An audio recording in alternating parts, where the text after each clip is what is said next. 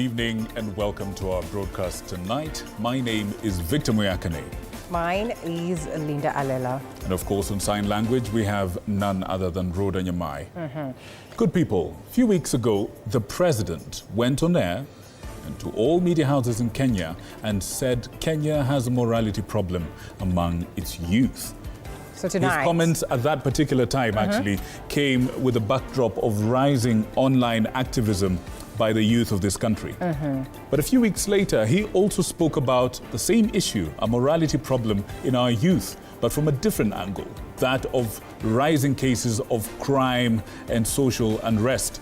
This coming, of course, on a day that, just this day that we're talking about, a butcher stabbed another butcher because of missing meat. And a man at 5 o'clock this morning was found carrying the remains, the chopped up remains of his wife in a bag.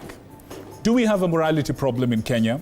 Do we have a morality problem among our youth? This is one of the topics we're going to be talking about tonight as much as time allows. And of course, the youth then will want to remind the president that we are watching you, Mr. President. We are watching you, who are our parents, who are our leaders, who are, right, who came ahead of us.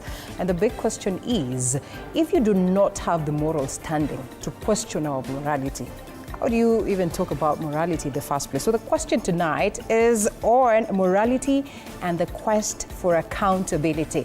And that's basically what we'll be discussing. Oh, yes. We have youth represented here. We have guests in studio tonight. Yes. Have a bit of a wave to Kenyans who are going to be listening to you. Are you ready? Ready for a great, engaging conversation? All right, people at home, you can't let us down. Contribute, share your views through the SMS line, and all the information will be on your screen. But now, Linda, it is important that we look at the highlights and the news of the day.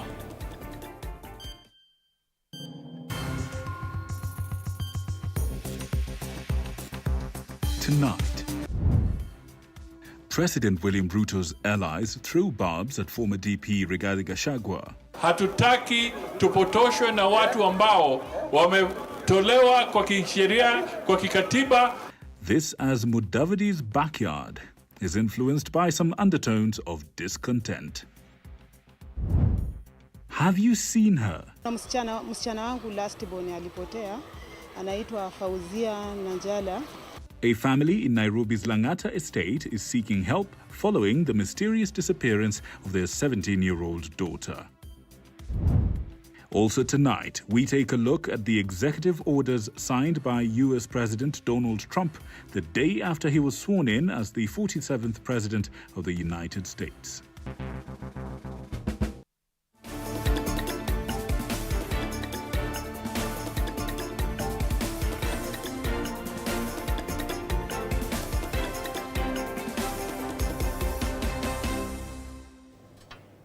All right, folks, this is how you get in touch with us. The SMS line on your screen. And a little bit later, our producers will put up the WhatsApp number, which allows you to communicate to us directly. And with that out of the way, shall we begin our broadcast tonight? Indeed. And President William Ruto is continuing his development tour of Western Kenya. As this happens, a group of Mulembe leaders have begun to intensify their criticism of Deputy President Rigathi Gachagua. Well, these as the leaders accuse him of pushing, that is what they will consider as tribal politics in his efforts to gain this support. Our reporter, Mike Kagwongo, has this story, which reports that Prime Cabinet Secretary Musalia Mudavadi has also cautioned residents against trusting leaders who were previously impeached. Take a look. At that. Just 2 days after former Deputy President Rigathi Gachagua claimed President William Ruto was in charge of all Kenya Kwanza political affairs and is heavily involved in drafting political leaders' speeches, Kenya Kwanza leaders have come out guns blazing to denounce Gachagua's sentiments. Speaking in Kakamega Tuesday, Prime Cabinet Secretary Musalia Mudavadi urged Gachagua to stop deceiving Kenyans, following what he calls a false narrative arising from his removal from office. Na ndio kwa sababu tuko hapa sisi wote tukisema hatutaki tupotoshwe na watu ambao wametolewa kwa kisheria, kwa kikatiba, alafu wanazurura hapa wanadanganya ati hao ndio wataunda serikali. Serikali ni hii na sisi tutakuwa hapa na mimi nataka niwaambie tumeshikana kabisa, hii Kenya itakuwa na maendeleo zaidi. According to Mudavadi, the law prohibits Gachagua from holding any public office, especially after being removed from power, and so he should move on. Since his removal from office, Gachagua has been strongly criticizing the Kenya Kwanza government, questioning its responsibility, especially in relation to the increase in abduction cases. Hao wabunge wote mnaona wakiongea, yeye ndiye anawaandikia what to say. When that mheshimiwa ya Western anasema ati Mount Kenya itakuwa isolated, that is not the MP speaking. That is William Ruto. Mudavadi, on the other hand, saying the Kenya Kwanza government is fast-tracking the process of presenting its agenda to the citizens, and its leaders will not be swayed by Gachagua's remarks. Tukiongozwa na Rais wa Jamhuri ya Kenya William Ruto kudhibitisha kwamba tunafanya kazi pamoja, tumeungana na Oparanya, tumeungana na viongozi wa hapa, na tunataka Ikana na viongozi na watu wa Shinyalu wapate maendeleo. President William Ruto's visit to the Western region is seen as an effort to consolidate his support base for the 2027 elections, following concerns that he may have lost the vote-rich Mount Kenya region. In the 2022 general election, a total of 3.5 million of President William Ruto's 7.1 million votes came from Mount Kenya, a regional landslide largely attributed to his decision to pick Rigathi Gachagua as his running mate. However, President William Ruto garnered approximately 600,000 votes in the Western region, while his closest opponent, Azimio la Umoja leader Raila Odinga, garnered 900,000 votes. But even as President William Ruto focuses on making inroads in the Western region, there appears to be discontent in Prime Cabinet Secretary Musalia Mudavadi's home turf, after his party folded to merge with the president's UDA. Safari moja mnatembea, alafu wewe unatoka kwa hiyo safari unatuacha sisi wenye tulikusukuma mbele, sasa unaenda peke yako kujipendekeza kwa chama cha UDA. Sisi hatutaenda kwa chama cha UDA. Kuna kitu chochote party leader wetu ametusaidia, ila kazi yake ni kutuacha nyuma, yeye anaenda mbele. Mike Kagwango, TV47, Nairobi. And we're still on this talk of politics. A group of leaders from the Mount Kenya region has vowed to rally fellow members of parliament against Webuye West Member of Parliament Dan Wanyama over his recent comments about Mount Kenya politics. Led by Member of Parliament Dan Minor, the leaders plan to forward Wanyama's remarks to the National Cohesion and Integration Commission, arguing that such divisive language, they say, should not go unchecked.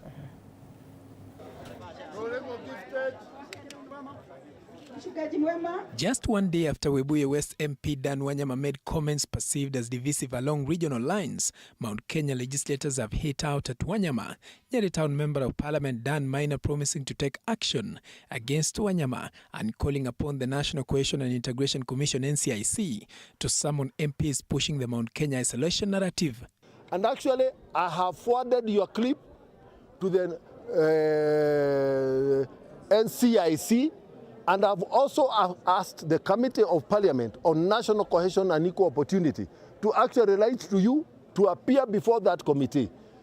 And we are going to make a recommendation based on your utterances that actually you have grossly violated the Constitution, and on the basis of that, you should lose your seat. This as Nyeri woman Representative Rahab Mukami urged Western MPs to stop politicking about the Mount Kenya region and its politics. According to Mukami, the remarks made by Wanyama go against the spirit of unity that President William Ruto has been championing across the country. Tunajaribu kuunganisha Kenya. Tunasema tuko na broad based government, then wanaenda huko wanaanza kuongea maneno ya kusideline wa Kikuyu. Hiyo sio vizuri na hiyo hatutakubali, na ningeomba watu wetu wakubali tusupport serikali, kwa sababu hata kwenye wanaambiwa waende hatujui kutakuaje. Washa wakati huu, kwa sababu sisi ndio tuko kwa serikali, serikali itusaidie wafanye zile project walituambia, kama tunaongoza hiyo mambo ingine tutajua. The remarks made by Wanyama come just days after the Webuye West legislator, who is allied with President Ruto's United Democratic Alliance urged the president to shift his focus to the Western Kenya region in light of the growing rebellion in Mount Kenya region, led by former Deputy President Rigathi Gachagua. Wanyama made the comments on Sunday during President William Ruto's tour of Western Kenya. Paul Kirobi, TV47. The Kenyan cabinet has approved a major restructuring of state corporations, merging 42 parastatals with overlapping roles into 20 entities. And among those affected are HELB and the Varsity Fund, as well as Kenya Forest Service and the Water Towers Agency. During a meeting chaired by the president at Kakamega State Lodge, the cabinet also approved several bills aimed at improving government efficiency, including the Public Finance Management Amendment Bill and the Plant Protection Bill 2023. The decisions, according to the executive, aim to streamline operations, improve credit access for small businesses, and strengthen the country's food security.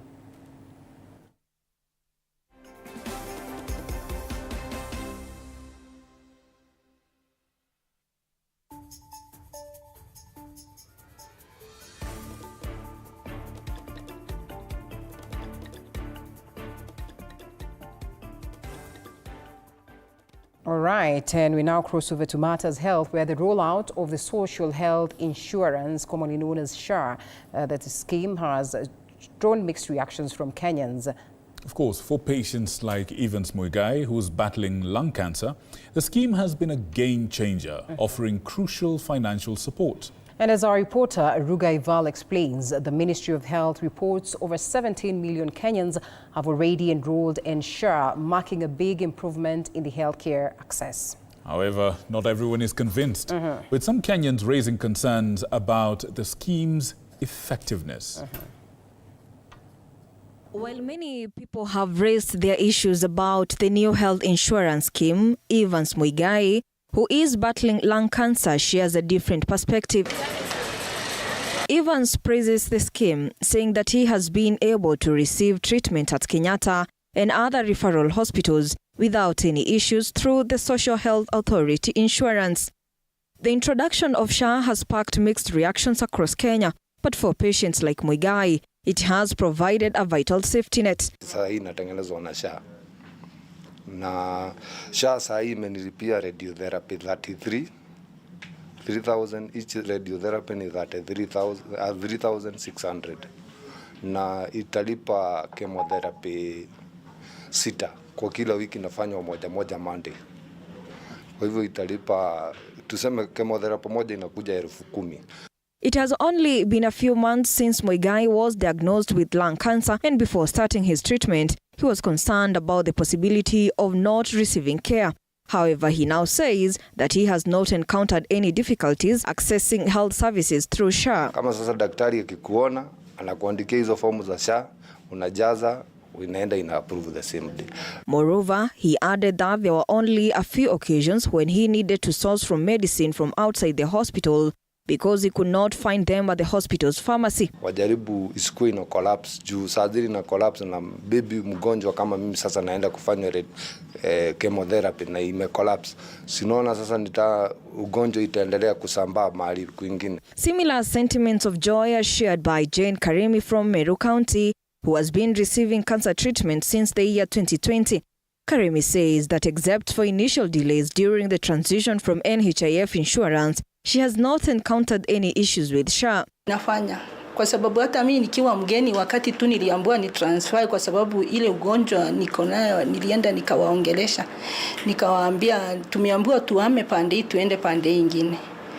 Mimi siku moja tu hiyo ya registration ya kuanzia tu ndio ilileta itrafu. This is the third month since SHA was rolled out, and even as a significant percentage of Kenyans are expressing serious complaints about it, this patient statement could mean that there is hope in the system working.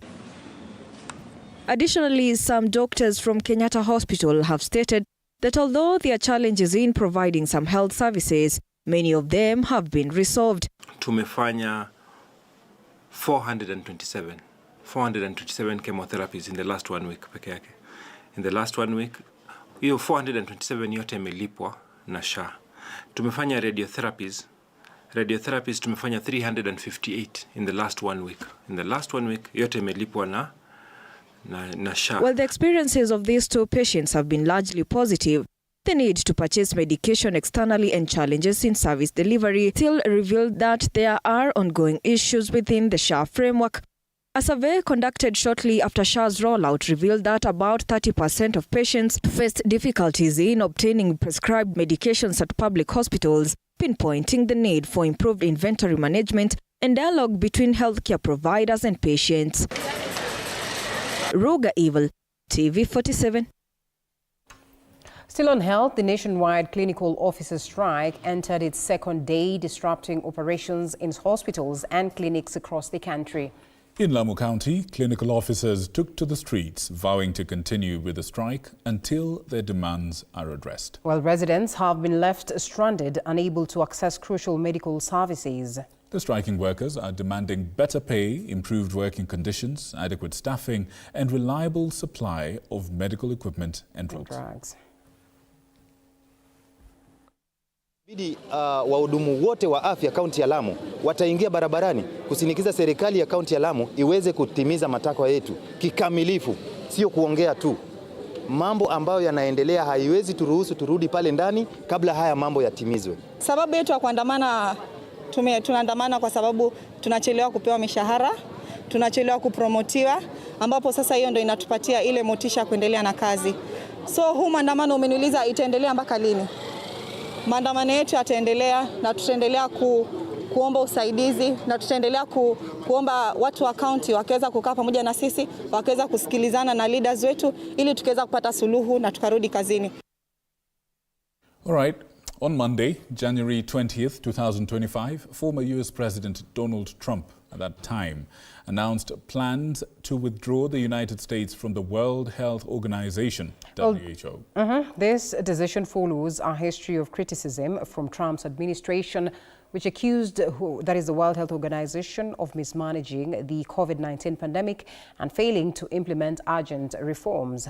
Now, he's now the president, and our science and health reporter, Elizabeth Atieno, tells us what this move means for Kenya and Africa, and of course, the global health sector. This, of course, as the WHO urges the United States to reconsider its position. The fate of the World Health Organization, founded in 1948, now hangs in the balance after US President Donald Trump signed an executive order withdrawing the United States from the World Health Organization, citing mismanagement of the 2022 COVID-19 pandemic that arose in China, as well as its failure to adopt urgently needed reforms and its inability to demonstrate independence from the inappropriate political influence from the United States. The executive order further states that the World Health Organization continues to demand unfairly onerous payments from the United States, far out of proportion with other countries' assessed payments, giving an example of China, which has a population of 1.4 billion people, yet contributes nearly 90% less to the World Health Organization. The United States, which is the top donor and partner to the World Health Organization withdrawal, means the organization is projected to lose a huge chunk of funding, which is mostly channeled towards responding to outbreaks and other global health emergencies, considering US pays membership dues of roughly $110 million annually, further contributing approximately $500,000 every year as donations, which equals to about 1/5 of WHO's budget. For 7 decades, WHO and the United States of America have saved countless lives and protected Americans and all people from health threats. Together, we ended smallpox, and together we have brought polio to the brink of eradication. And that's not all. The withdrawal would also isolate WHO from US agencies like Centers for Disease Control, CDC, and the Food and Drug Administration, FDA. Apart from the US, other key contributors to WHO include Germany, Bill and Melinda Gates Foundation, Gavi, European Commission, United Kingdom, Canada, Rotary International, Japan, and France. The executive order by Donald Trump has equally directed that all future transfer of any U.S. government funds to WHO should be paused. U.S. government personnel working with the WHO have been recalled and will be reassigned. The 2024 U.S. Global Health Security Strategy will also be reviewed, withdrawn, and replaced. Thereafter, the Secretary of State shall immediately inform the Secretary General of the United Nations and the leadership of the WHO of the withdrawal. U.S. withdrawal from the WHO also means that the United States will lose its voice in the World Health Assembly, an annual meeting of member states that elects the WHO Director General, reviews and approves WHO's budget, and sets policies on issues such as disease eradication, tobacco control, and vaccine equity. The United States was a founding member of WHO in 1948 and has participated in shaping and governing WHO's work ever since, alongside 193 other member states, including through its active participation in the World Health Assembly and Executive Board. An exit will take effect in January 2026 at the earliest. It would put US as the second UN member country which is not in WHO. According to the executive order, while withdrawal is in progress, the Secretary of State will cease negotiations on the WHO pandemic agreement and the amendments to the international health regulations. In a rejoinder, the World Health Organization has urged the United States to reconsider its move, further stating that they are looking forward to engaging in constructive dialogue to maintain the partnership between USA and WHO. WHO plays a crucial role in protecting the health and security of the world's people, including Americans, by addressing the root causes of disease, building stronger health systems, and detecting, preventing, and responding to health emergencies. The World Health Organization's roles in Kenya include policy and technical advice, spearheading health research, setting norms and standards for health in Kenya, monitoring and assessing health trends, establishment of universal health coverage in Kenya with a focus on primary health care, and establishment of budgetary measures for health. Elizabeth Atieno, TV47, Nairobi. All right, and still on Donald Trump, Mr. President wasted no time implementing sweeping changes after being sworn in as the 47th President of the United States. Now, President Trump, in his first series of executive orders, reversed several policies, including the withdrawal from the Paris Climate Agreement and ending birthright citizenship. Our reporter George Maringa, of course, takes us. Give us a closer look at what this actually means. And of course, these controversial decisions, as you'd want to look at it, and the potential implications home and abroad. Absolutely. I, Donald John Trump, do solemnly swear.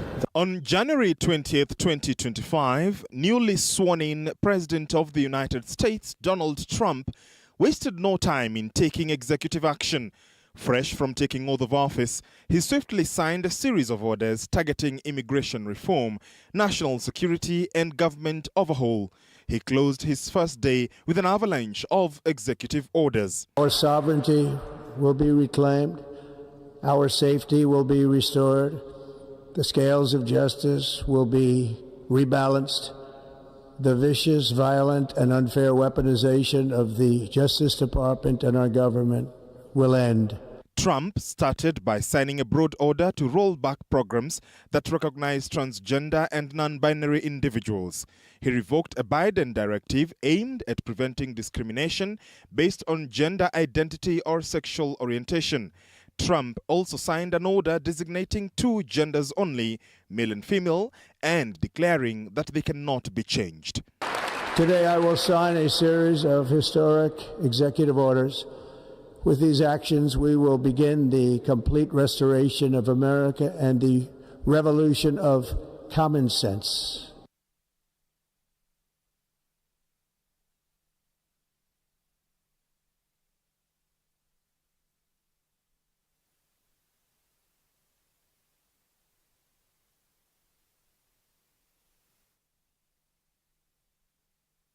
Conspiracy.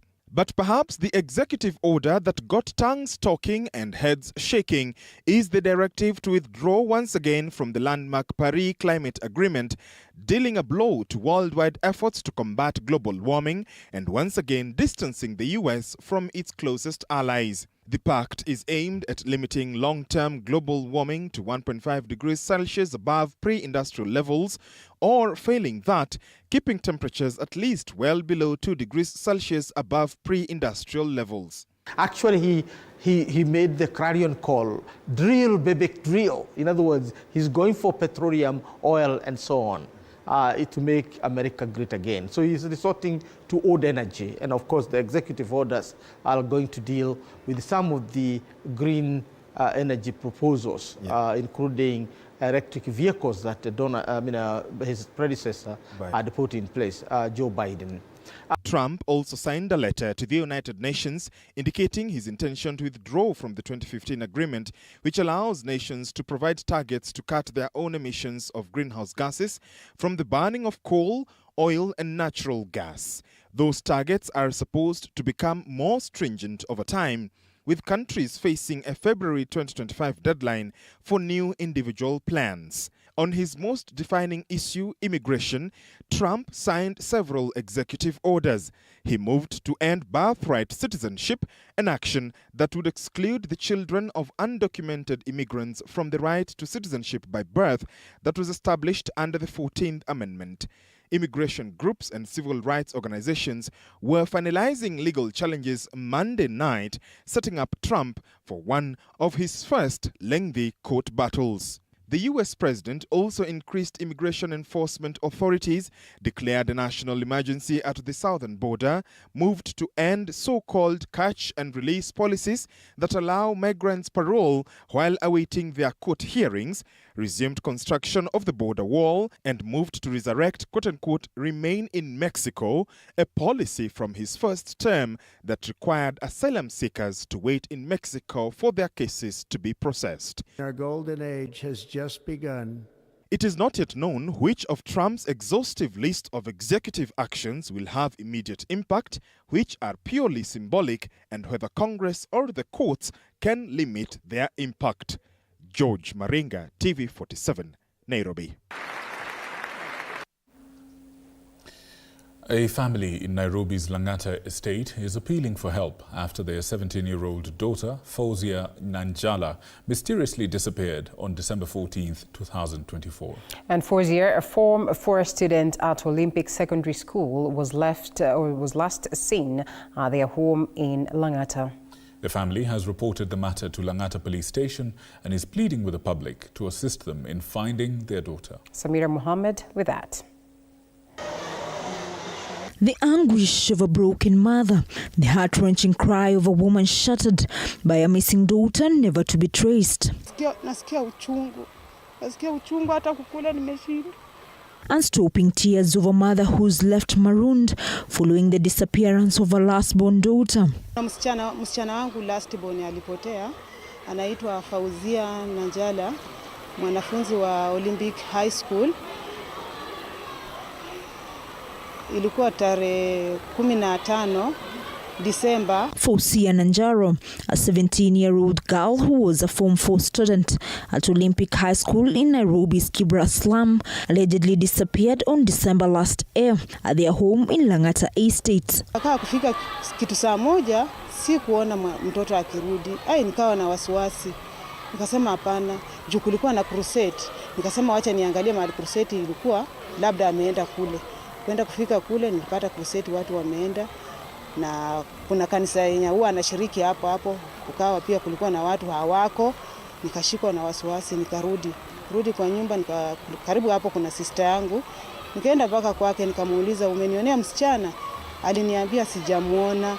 Expressing her frustrations, the mother of three says her only wish this year is to have her missing daughter home, who has been missing for the last 5 weeks. An incident that has left her heart broken as each day feels heavier than the last. Nilikuwa naomba tu, juu hata mimi huwa sifanani vyenye niko hivi. Nimefanana vyenye niko hivi kwa sababu ya huyo mtoto. Sikuli na silali, wasiwasi imekuwa mingi. Juu maneno saa hizi ni mingi. Unaweza fikiria labda mtu ndiye ako na yeye na kumbe mtoto aliuawa. Faucia's mother has claimed that despite reporting her daughter's disappearance at Langata police station, she's yet to receive any feedback on the ongoing investigations into her daughter's disappearance. Nilienda police station, nikaambiwa mpaka msichana amalize 24 hours. Hiyo ilikuwa on Monday. On Tuesday nilirudi huko. Niliandikiwa OB, wakaniambia on Wednesday nirudishe, nipeleke picha yake. Nilipeleka picha msichana on Wednesday. So waliniambia enda fanya uchunguzi yoyote in case unaweza mpata ama ukisikia anaweza kuwa alikuwa na mtu yoyote, mtuletee ripoti. Nienda nikafanya uchunguzi, nilirudi huko nikamwambia sijampata. Samira Mohammed for TV47 Nairobi. All right, definitely if you have any whereabouts of this missing little girl, yes, please, it's important that you as well reach out. Of course, we'll be having details of this on our social media platforms, and then we can help you get through to the mom, and we certainly hope that she's found soonest. But of course, just a reminder of the conversation tonight that revolves around the question of morality. And what we'll be asking, as we also ask you to send in your feedback, is that is it immoral to criticize the government? Would you want to consider it as immorality to criticize the government? Surprisingly, we already have questions coming in, perhaps feedback coming in. There's one person that says the president should also respect youth decisions. We are people with a sound mind. We do not just rush into decisions without consideration. We are the future of this country. Are they protecting the future enough, or are they protecting the country enough for themselves? That's basically what we'll be asking later on. It's a big question. Let us know what you think. The SMS line is on your screen, the WhatsApp number as well. Let us know, and we shall have a vibrant conversation right after we tell you a few more things about what's happening across the world. We'll be right back.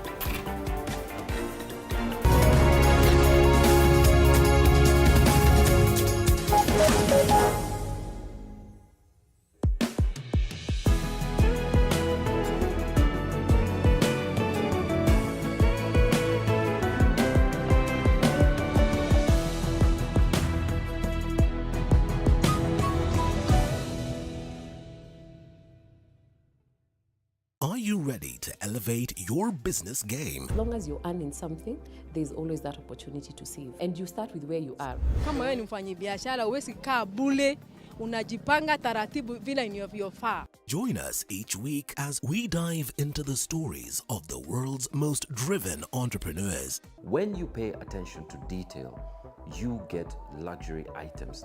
The Grind, where business meets brilliance. Tune in every Monday at 7:30 p.m. because your business deserves the best.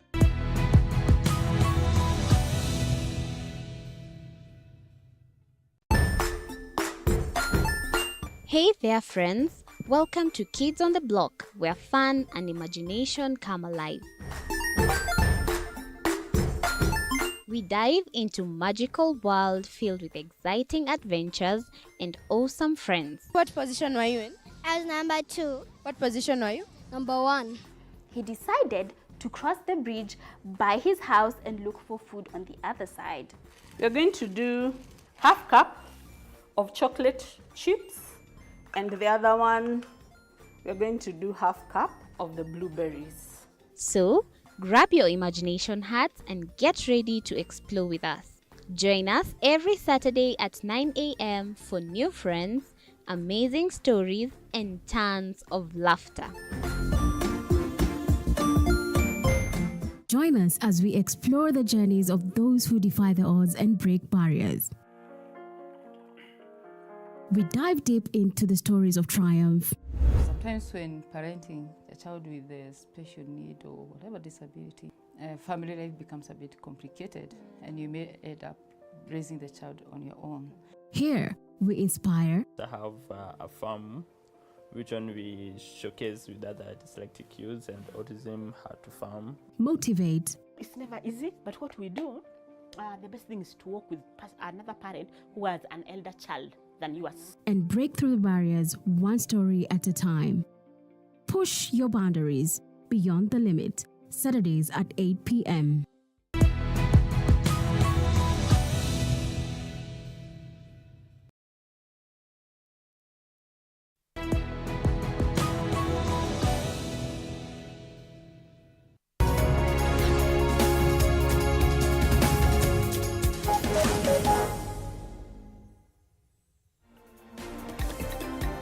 All right, and we are back to the broadcast. This is the Daily Report. By extension, the People's Court will be getting back to that conversation, or later on we'll be getting to the conversation. But at this very point, like Victor said, we still need to inform you some more on what, of course, we have prepared for you as to news. And what is the next story? Absolutely. This is from Western Kenya. And Teremi Boys High School in Kabuchai constituency of Bungoma County has been closed indefinitely following a violent student protest late last night. Well, the unrest reportedly erupted as students demanded the transfer of their principal, citing dissatisfaction with the school's 2024 KCSE results. Our education reporter Andreen Kilemi has the details. The wreckage of this black vehicle belonging to the school principal remains here as a reminder of the chaos that unfolded last night at Teremi Boys High School in Kabuchai constituency, Bungoma County. The unrest reached the principal's doorstep, with his home also targeted, shattered window panes now littering the ground. Principal told me, I am dying, my brother. Pray for me. Why? The boys are against me. The same principal who has been sick, you understand, and who has struggled all through to bring this institution to this level for the betterment of your lives, is the same person you want to kill. It's unfortunate. It is alleged that the students were calling for the principal's immediate transfer, claiming he had failed to steer the school effectively. It is reported that 36 students received grade Y in the recent KCSE results, sparking outrage among students. The behavior which has emerged from this institution, an institution of hope, which is the top criminal accountant in Kenya, is unfortunate. Kabuchai Deputy County Commissioner Anthony Monara highlighted that the school has been grappling with a rising wave of indiscipline over the past 2 years, which has fueled a string of protests and escalating unrest. Yes, Anna. So that because at the end of the day, 4 years, 3 years, going back. And you have all the time of one excellent fund. Although 36 students from Teremi Boys High School received the disappointing grade Y in the 2024 KCSE exams, which had 651 candidates registered, there were also notable achievements. One student scored A plain, 10 secured A minuses, 32 scored B pluses, 54 scored B minuses, and 105 scored C pluses, qualifying for direct entry to university. For now, Teremi Boys High School sits in uncertainty as both students and staff wait for a way forward. Andreen Kilemi, TV47. Well, that's unfortunate.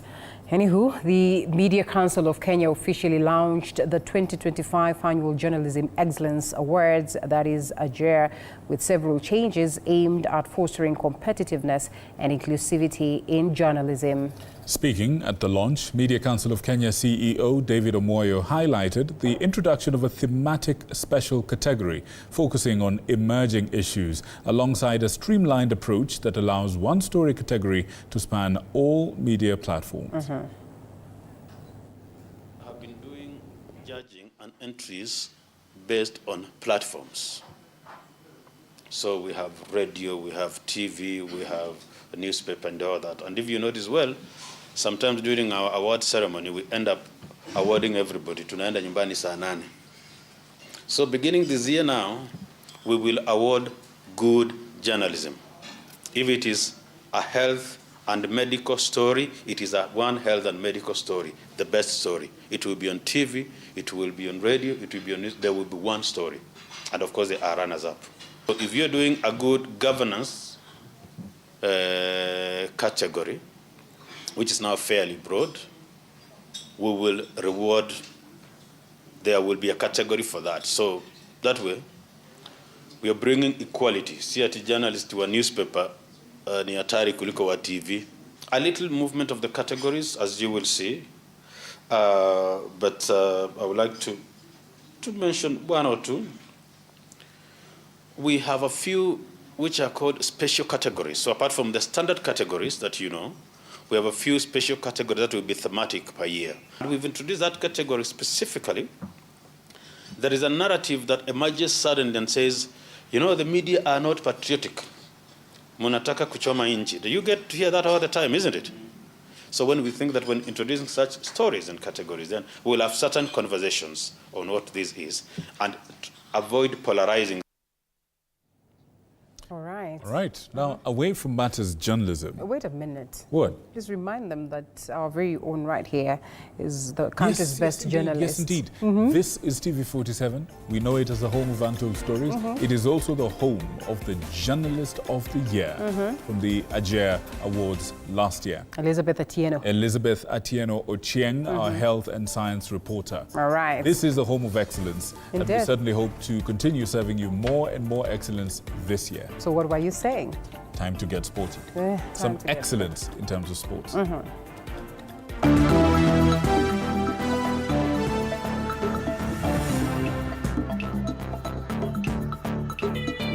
Sports news brought to you by Maybets.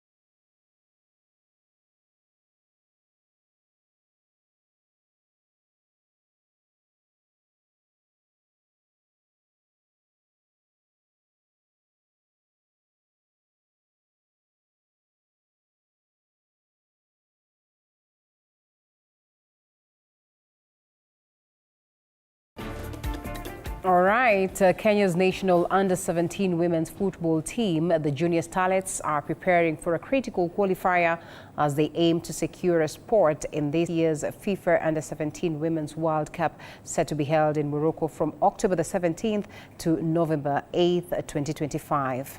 The Junior Starlets must overcome neighbours Uganda in the second round of the qualifiers, scheduled between March 7th and March 16th of this year.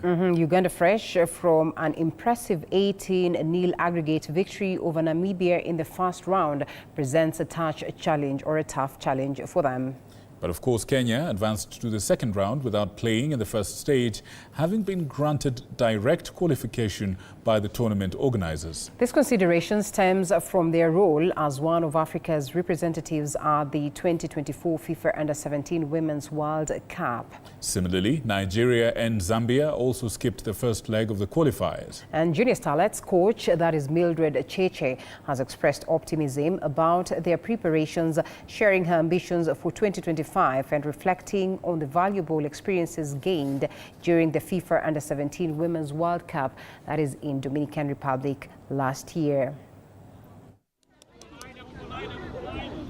The plan was to start in camp by 20th, but we are a bit late. So hopefully before 25th, we should be able to be in camp. For 2025, we still want to qualify.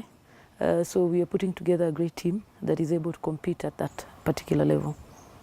Expectations are, we are hoping to win the match. It's not going to be easy because they are also an experienced side, but we also have a good team that we're going to push them to give us good results. A major highlight was, of course, qualifying for the World Cup and also being able to guide and nurture young talent. So I think for us that was the best for this year. It is a big thing because it means girls get to participate every single year. They get to play, they get to be scouted. So it means it enables the women football to go to another level.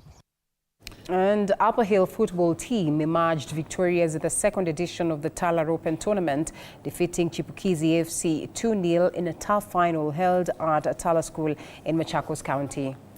Right, this tournament, of course, showcased competitive sports across various categories. The host, Talar School, dominated the boys' rugby category by outplaying their rivals Katwanya, and Masinga clinched the boys' handball title, while Upper Hill further asserted their dominance by winning the basketball crown.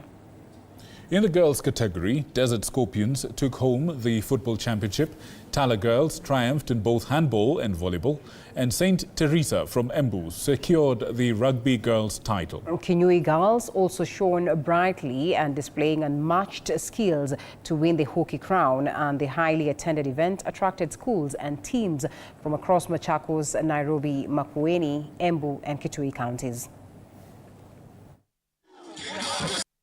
This is a tournament which made the players to come and showcase their talent, and also for teams to prepare themselves and measure their preparedness as we draw closer to Term 1 games, where we have hockey,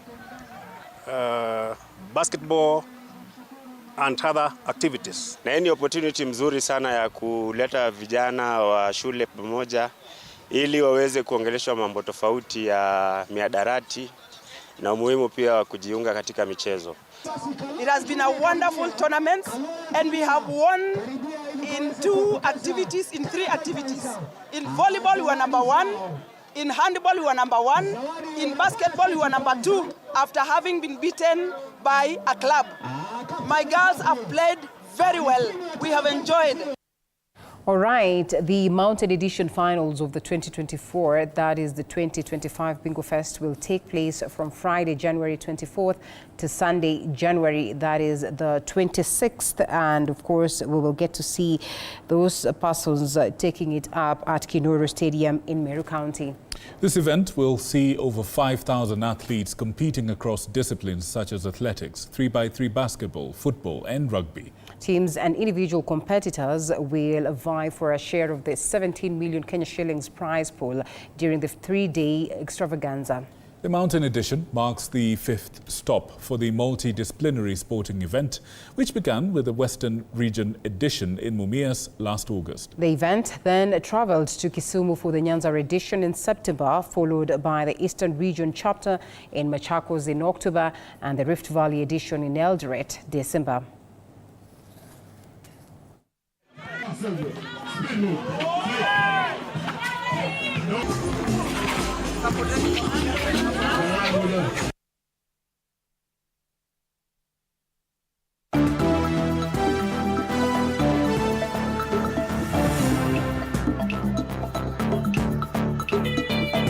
Sports news brought to you by Maybets.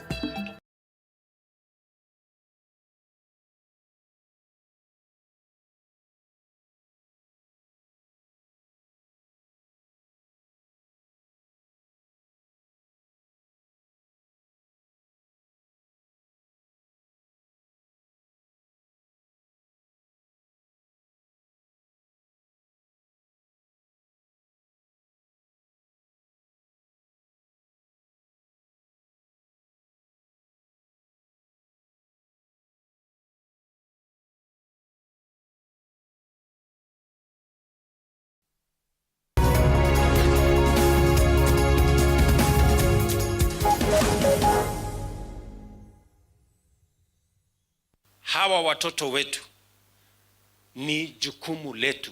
And as I have said, and I want to say this without fear of any contradiction, and to tell us as parents, us as teachers, us as a nation and leaders, religious organizations, and everybody, that we cannot run away.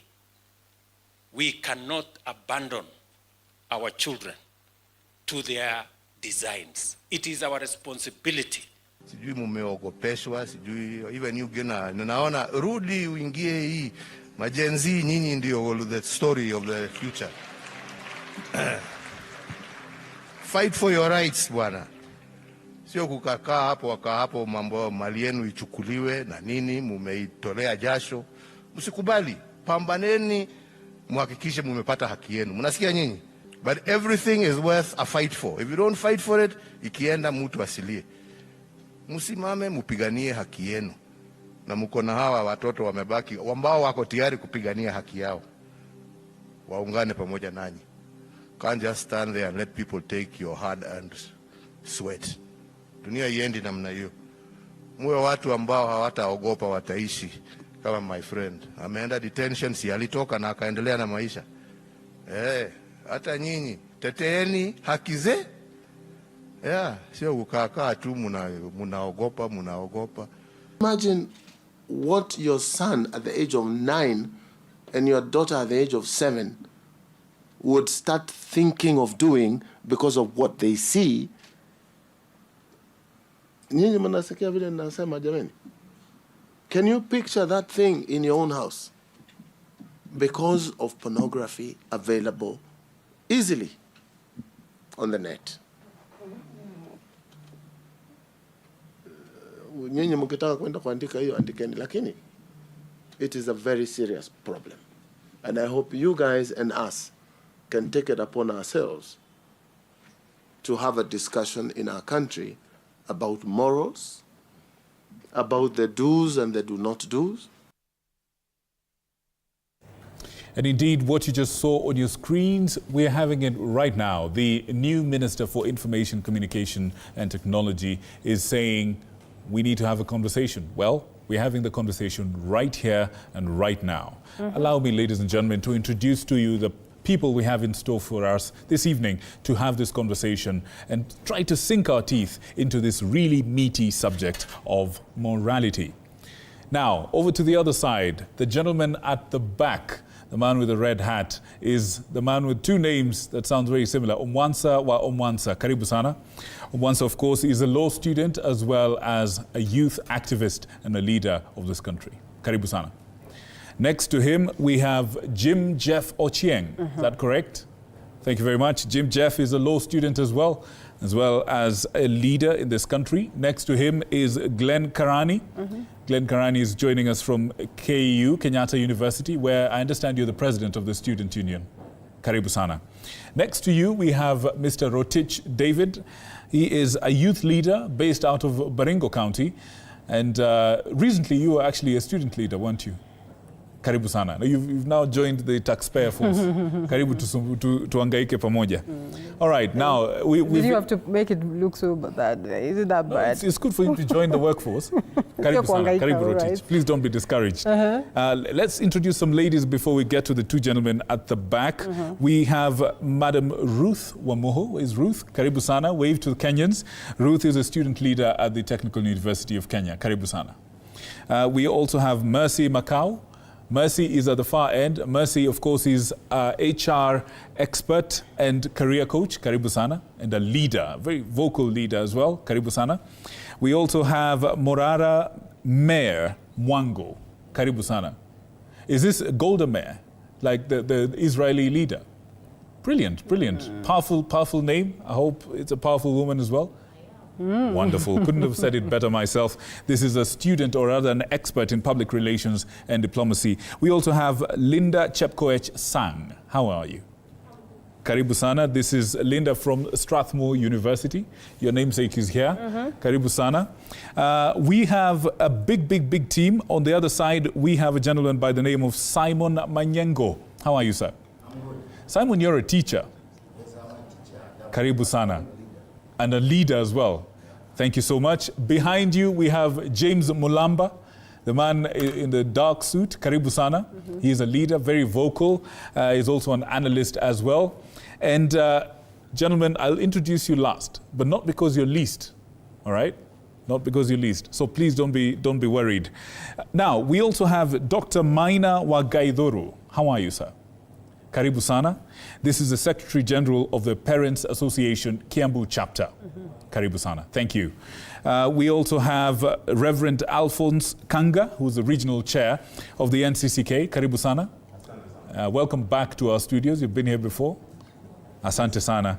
Asante sana. Next, we have Gabriel Mungai, who's a life coach and personal development coach, as well as a leader in his own right.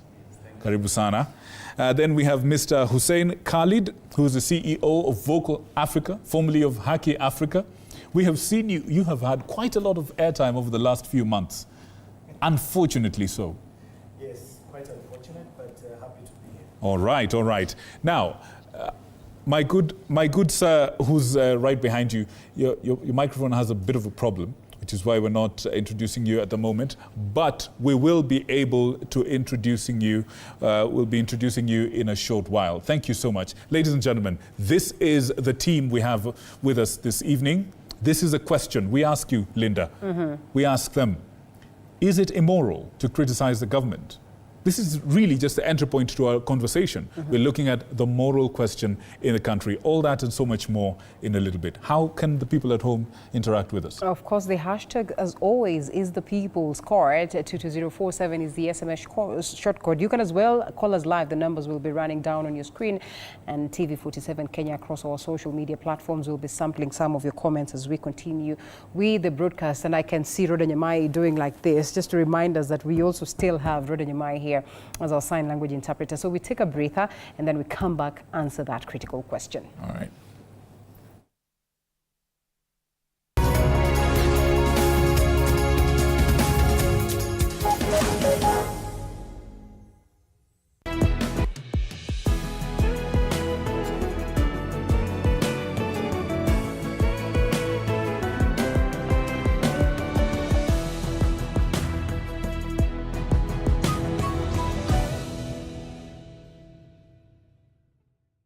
Are you ready to elevate your business game? As long as you're earning something, there's always that opportunity to save. And you start with where you are. Kama wewe ni mfanyabiashara, huwezi kaa bure, unajipanga taratibu vile inavyofaa. Join us each week as we dive into the stories of the world's most driven entrepreneurs. When you pay attention to detail, you get luxury items. The Grind, where business meets brilliance. Tune in every Monday at 7:30 p.m. because your business deserves the best.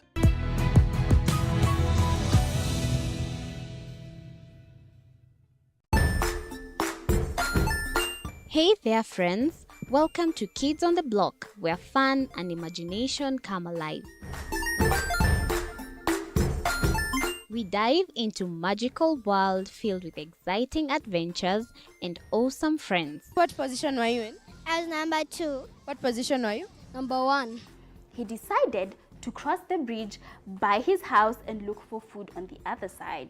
We're going to do half cup of chocolate chips, and the other one, we're going to do half cup of the blueberries. So, grab your imagination hats and get ready to explore with us.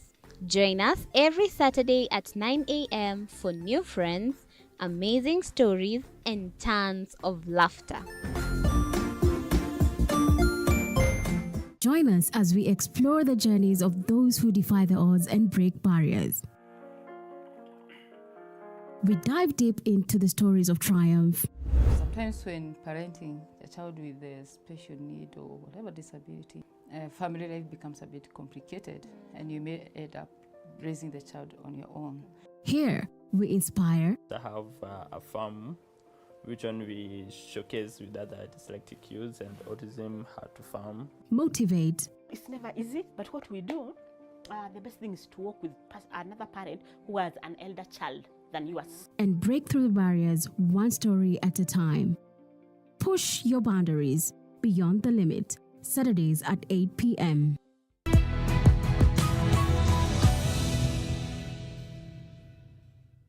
Jiunge nasi tunapoangazia safari za viongozi bora.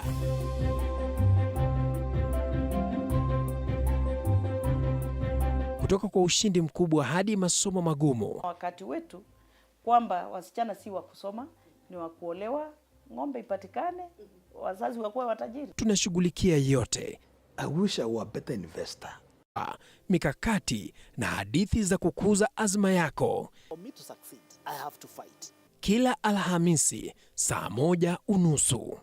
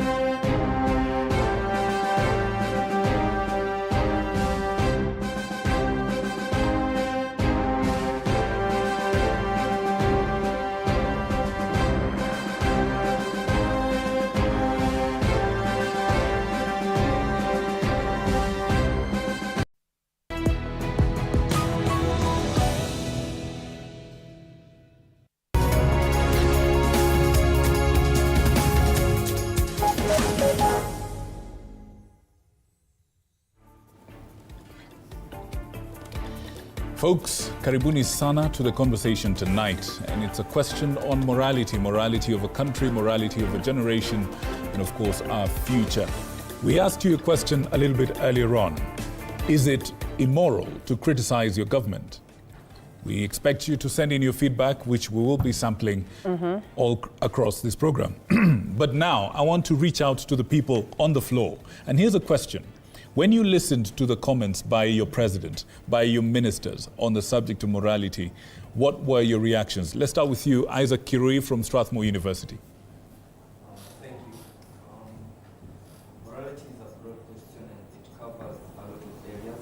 And bringing up the moral question in the Kenyan context, we can get that from the video that we just saw there. Hang on, Isaac, 1 second. Could someone just pass him another microphone, please? As he's preparing his comments, let's start with you. What was your reaction to the president's comments that you just saw on air? She just released the mic, so Isaac can go ahead. Sheila, your namesake, Linda. Oh, Linda has the mic. Yes. No, she doesn't. Isaac, proceed. All right, thank you for this opportunity once again. Bringing up the topic about morality. Morality is a broad topic and it covers various issues. And from the video we just saw there with Uhuru Kenyatta from President speaking, he brought out some comments speaking to the young generation, telling them that they should not leave what is theirs to be taken from them, that they should not just watch the government or things go wrong under their watch. It brings a lot of questions about morality because we can see from a few years back, remember that people don't forget, and what happened in the past lives in the future through social media. And in the past, we saw problems with the previous administrations, and we can't say that everything was perfect. So it brings the moral question. Do we see leaders come into government, do as they wish, then after they leave government, maybe criticize and maybe use some other political mechanisms to do other things. So it really brings some moral questions and it calls for accountability in government. Okay, all right. Gabriel, what about you? What was your response or reaction to the comments that you heard from the current president, the former president, and as well as some of the government ministers? What I see is more on accountability from both sides. When the game is playing on one side, the other side calls out the other side. But when it comes to the conversation of morality, morality is a bit subjective. And it keeps on shifting depending on who is talking and the circumstances they are in. So the former president at his time, it was unfair for the youth to come to him. But now this time, because he's the former president, it looks like it is fair to call out the youth to come to the government. Everything considered, it is the right. We must get the difference that we have the law and we have the morality. Now the law is written and it has punishment with it. But morality is actually the spirit behind the constitution or behind the law. Why it was written, why the people that were putting together, what they had in mind. And that is what we should work with, the spirit and the emotion that was behind the law and the constitution. All right. And in a moment, Ms. Mwango, please pass the mic to her. Talk to me about your response and your reaction to what you just heard. And I believe you've heard it before in the course of the last few weeks. What was your sentiment? My reaction to all that I've heard is we are talking about immorality in the youth, but we are not addressing why are they behaving in a certain way. You know, for me to do something, something has to propagate it. If I'm reacting to something, it means something is happening. But what the government is not doing, they're not addressing the main issue. Instead, they are pointing fingers at our reactions. Yeah, so that is the main concern here. All right. I saw Reverend Kanga nodding his head quite strongly to that. Why? Yeah, I wanted to think her line. When I heard those statements, my question was, why do people get morals? Being a religious person, the Bible that I preach says, parents teach your children. And who are the parents? The parents form up the government. And so when we talk about morals, parents teach your children. So are we really saying that we have failed? Because when we talk of morality, I'll not talk of morality as a parent. Let's teach children. What we are saying that as parents, we have failed. Because what we need to do, we are the parents in parliament. We are the parents in county governments. So how do you teach morality? We teach morality by what they see. Not what they see not from the blackboard, but what they see us doing. If me as a parent, me and him, we are throwing seats to one another in parliament, and then me and him, we are what we are today, and tomorrow we appear. Today we are as poor as a church mouse. Tomorrow we are swimming in money, and we cannot explain to them. Then where is morality? So morality is chapter 6 of our constitution. If we are there to chapter 6 of our constitution, then we can tell parents, Kenyans, let's teach our children through chapter 6 at there to read. Let's teach our children by not throwing chairs to him. Because immediately I throw a chair to him, son will tomorrow throw a chair to the other, and that's how we solve issues. Let's talk about morality. We are talking about abuse, where we say they're abusing us. But the question is, before he abuses, before he puts me in the casket, I've already put him in a casket. Because if I mess up with the leadership, if he cannot get food, if I have a problem with his paycheck and I mess up with his situation, if he has seen somebody in Shakahola, he has seen somebody in a sack, in a quarry, then I have told him this is what's supposed to do. So before he puts me in the casket, I've put him before. And you know, it gets complex because then chapter 6 of the Constitution speaks about integrity. Yes. And these leaders, we are the ones who go to vote. We are the ones who install. So then if we're going to tell them that, well, they lack morals and we have installed them, then it goes back again to the electorate. And I would want to come with a question to Hussein. Hussein, this is perhaps not different or perhaps not new, that even with the baby boomers, we've seen them going to the streets and saying that this is what we want in terms of governance and everything. So what is this difference that is there between the activism of, or what you would consider activism of the Gen Zs today compared to the traditional approach or the traditional movements that we once saw? And just how then do we get ourselves to a point where we leverage on this to make the best of the moments as opposed to seeing the negativity that we witness today? I think presently we're living in such historic times. And not just in Kenya. We have to recognize that what's happening in Kenya is happening across the world. The youth are taking over. The problem is that in Kenya, the older generation are refusing to acknowledge and are refusing to hand over power to the younger generation. If you look at the example of Canada, for example, I believe the Prime Minister is not even 50, and he's stepping down and asking people to now give others a chance to lead. In Kenya, we have people who are very old, some of them even campaigning right now, maybe at the age of 80, to be the AUC chairperson. So then what happens to the children? What happens to the grandchildren? You know, most of our leaders in Kenya, particularly in Africa also, they are 60 and above. These people have reached the retirement age. They've gone beyond what they're supposed to do. They're supposed to be looking into other avenues of helping society, go into private practice, help the younger generation, give out your wisdom, your experience, so that these younger generation individuals can then take over. And since we are known to do the copy-paste kind of thing, yes. One then would want to take the most recent case or example and ask you, just how old is Trump? Yeah, I mean, it's true, of course. Trump is, I don't know, probably 70 or 78. I'm not sure, 78. Yeah. And, you know, you copy examples that take you forward. But look at all these governments and look at the cabinet that will be announced. I am sure you will have young people there. I think the other day on social media, people were comparing Kenya's ICT cabinet secretary to South Africa's cabinet secretary, a young lady, I think in her early 30s. You see, so these are examples, and in Kenya, we have a clash of generations. We don't want to accept that, you know, we have youth who have gone through free primary education. These youth are educated. They know nothing else other than the new constitution. You see, some of us lived in the old constitution and we only know things that are done in, you know, abducting people and killing them and stuff like that. But this generation is very well informed. They understand what is happening. I think the other day it's the Speaker of the Senate who said, asiyefunzwa na mamaye hufunzwa na ulimwengu. But we want to tell him also, mtoto mleavyo ndivyo akuavyo.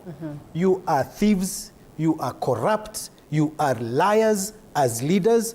In fact, this generation has done such a great favor to this country not to follow the example of the older generation. What they're doing is criticizing with facts. And the problem is that because they're doing this, you feel threatened. And rightfully, they want to take over to bring in a new way of doing things. So I believe that, you know, the young generation in this country are on the right track. We need to encourage them to continue criticizing. And that, for me, is patriotism. Patriotism is not loyalty to your government. Patriotism is loyalty to your country. And the boss of the government reminds the parents that, hey, you have slacked somewhere, and I want to assume that even the leaders are parents. Dr. Maina, have the parents failed in a way? Because then, I mean, where did the rain start beating us? I'd like to answer this question of morality, citing the values of the wise, which include trust, caring, respect, fairness, courage, and honest. I know our leaders may have a problem in understanding that because they choose not to. But what I think that parents have not failed, and one, somebody has failed somewhere, not our teachers, not our parents. But what our youth do is that they do a simple thing that man can see, man can do. And the man can see, man can do is what has happened of previously and even currently, because you see that parents say, don't do this, and they are doing. So the youth will emulate what they see, not what they hear. And because we have a problem in being honest, in being trustful, that's why you can see our country has lost the values of the wise. They have lost the virtue of morality, and they have turned to be immoral by being converters, by being thieves, by being untrustworthy. But my simple thing is, if we can go back to where we lost the anchor, is that we should tell the youth the truth. We should be frank. We should be fair. And we should be caring. You don't become caring by abducting somebody or instructing abduction and then insinuating that you don't know who is doing that.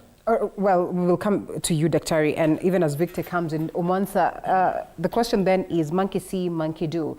That, oh, you have done this, which is wrong, then we'll as well do that, that is wrong. Then do we have a country that we foresee to protect? Do we have a future for you who are the youth of this country? You have your mic. Thank you so much. They say that at 18, it's the age of maturity for any person, any Kenyan citizen. And today I will want to politely differ. And I would just like to remind our parents here that me as a young person, when I am doing this, when I'm putting my president on a casket, the repercussions will not be, it's not my parents who will feel it, it is me. For the past few days, you have seen, allow me speak in Kiswahili, watu wangu ushago wanacheki. For the past few days, you have seen vijana wadogo ambao wanakuwa abducted, wanashikwa. Hakuna wazazi wengi wanashikwa hapa eti huyu nini. So when you tell me that my parent has failed, it is not my parent. It is me as a young person. Most of you, you're used to me maybe criticizing the government. But there's a limit, there's an extension that I should criticize the government. It is good, we can always call out the government, you have done this and this, but they say that no, the freedoms have limitations. So I cannot go to an extent putting a president, maybe having a picture of him being naked or whatever. That is so wrong. So as a young person, what I'm trying to remind my fellow colleagues, even as you do that, yes, people will shout at you, but you will suffer alone. You will go to jail, you rot in jail, and you will be alone. Will not be there. There no parents will come to visit you na mkate na soda ama na maziwa, but we'll rot inside there, na sisi tutakuwa hapa nje tukisema Ruto tano tena. Oh, interesting. Umansa, I have a question while you still have the mic. Umansa, what happened? Umansa, I have a question while you still have the mic. Do we actually have a morality problem from where you sit? Look, how did this question of morality come in? It came in after the photos and whatever about those. And it's coming from very few number of youths. Hawezi pita hata 10, hawezi pita hata 10. Those people who have posted that, who have started calling out the government and doing that. So how about these millions of youth? How about we focus on this so that these are wachache wenye wako hapa, because they are over 18 and they can face the rule of law.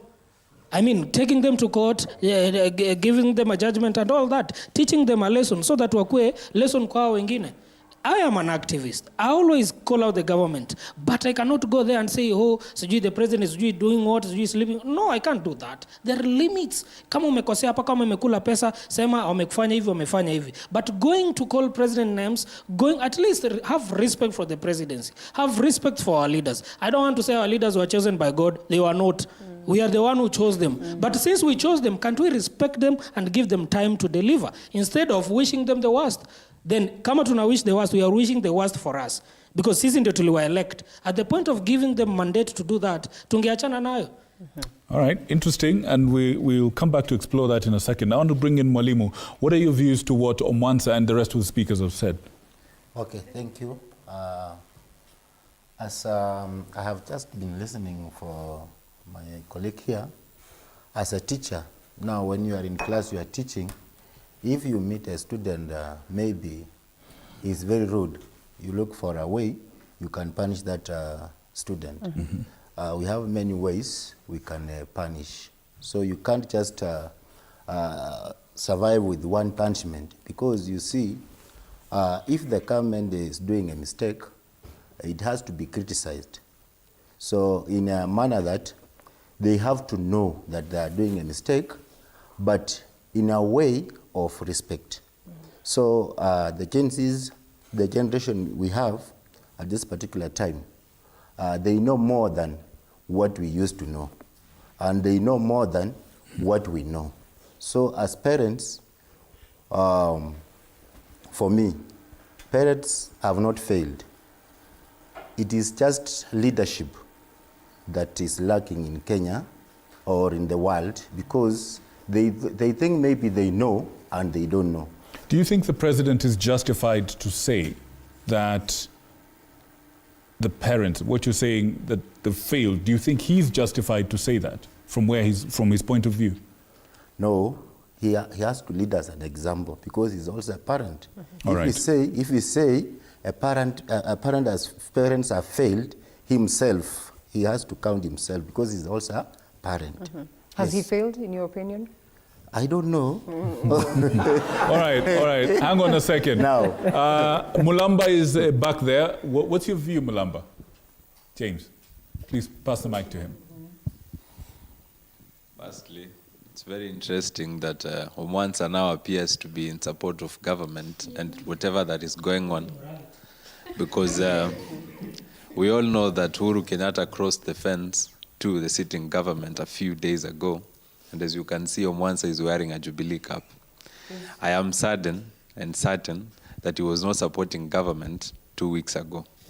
Now let's face it. What's your point on morality? Is Omwansa supporting government or speaking of the question of morality? Like I think we keep our focus on the subject matter. What is your view on the morality question? Do we have a morality problem? Anybody who thinks that the youth in Kenya are disrespectful, indisciplined, and immoral is supporting William Ruto. We do not have a morality problem. The youths are not disrespectful and they are not indisciplined. The morality duplicity by the politicals in this country is sanctimonious.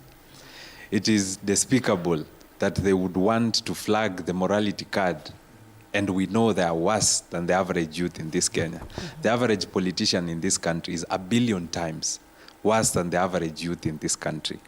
They are wheeler dealers, they are folks who cut deals, they are liars. We have proven that beyond reasonable doubt.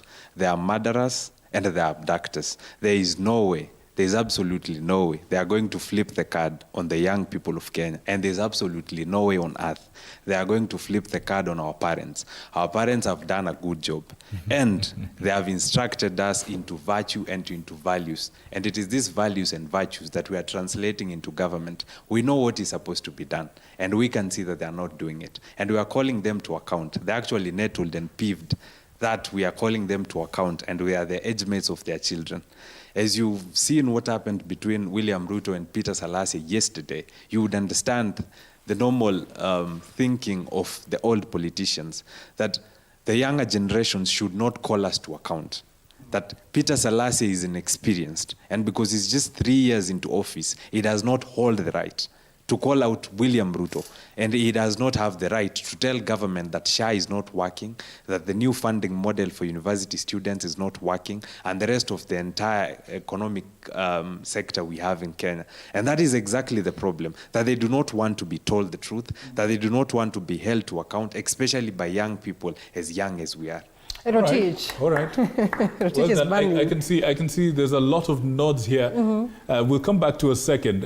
Let's hear from Rotich, then Glenn, then Linda.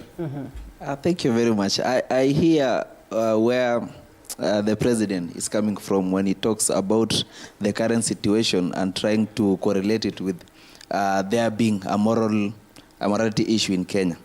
And, you know, morality is social. And anything that is social is normal. So that now when the young people in Kenya are going out of their way to criticize the government in a way that has not been, you know, the norm in the country, then it appears antisocial and therefore can be deemed to be immoral, because morality differs insofar as context is concerned. But now it is Jean-Jacques Rousseau who tells us about the social contract doctrine. That now it is the public, the citizens, who give the power, donate the power to the politicians. So that now when the politicians are not going in tandem with what the public is desiring, then mass dissent is experienced. So that when we even say that the young people are emulating the politicians or their parents, it is my opinion that the young people are not emulating anyone. Because the things that the young people in Kenya are doing have never been experienced in Kenya ever since. Because the way that Orengo and the likes were dissenting, you know, against the government in the 70s, in the 80s, is not the way the young people are doing it today. Even our parents are shocked where we are deriving this particular confidence. But again, we are saying that we have to have limits to some things. We understand that. We have to adhere to Article 24 of the Constitution on limitations of rights. We understand that. But when a young person does not limit their exercise of their rights, killing them or abducting them is not the way to go. So the young people are not emulating anyone. We do not have a morality issue in Kenya. Our parents have not failed, because our parents are even learning from us these days when it comes to checking the government, and it is the political class who are out of order and they have to be checked. All right, let's hear from Glenn and Linda, and then we'll shift over to hear from the rest of the public back at home. Glenn, over to you. Thank you very much. As a student leader in Kenyatta University, I would like to start by saying the youth of this country are morally upright.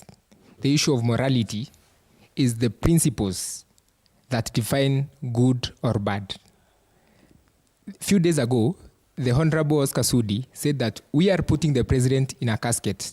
We will get there before the president. We want to tell the government they have already put us in a casket. They have already killed us. They have made the education system not to work in this country. We are having an issue of the new funding model. In my school, we have first years and second years who cannot pay school fees. The issue being the new funding model.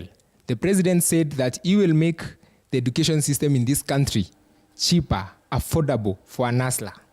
The president, my question to you, is this affordable? Is the prices that the students of the new funding model paying today, is it what you are calling affordable? Then you have lied. Then the issue of morality comes in. Then the president here appears to be the immoral person instead of the youths. Second thing, the issue of the students in the universities, the HELB. The president had promised that we will be getting our the HELB loan on time. At this point, most of the students are not getting the HELB. Or if you are getting the HELB, you are getting it so late into the semester. again, the issue of morality comes in. When we ask the president, why have we not received our help money? Then that becomes an issue. All right, all right. Linda Chepkoech, let's hear from you. I think we are rather focusing on going further on what the morality should entail. And first of all, I would like to make people, or rather the country, to understand what morality really means. When we say morality, we mean that someone is rational. And the faculties of rationality are the intellect and the will. And when we say the intellect is when someone has the power to know what is good and what is bad.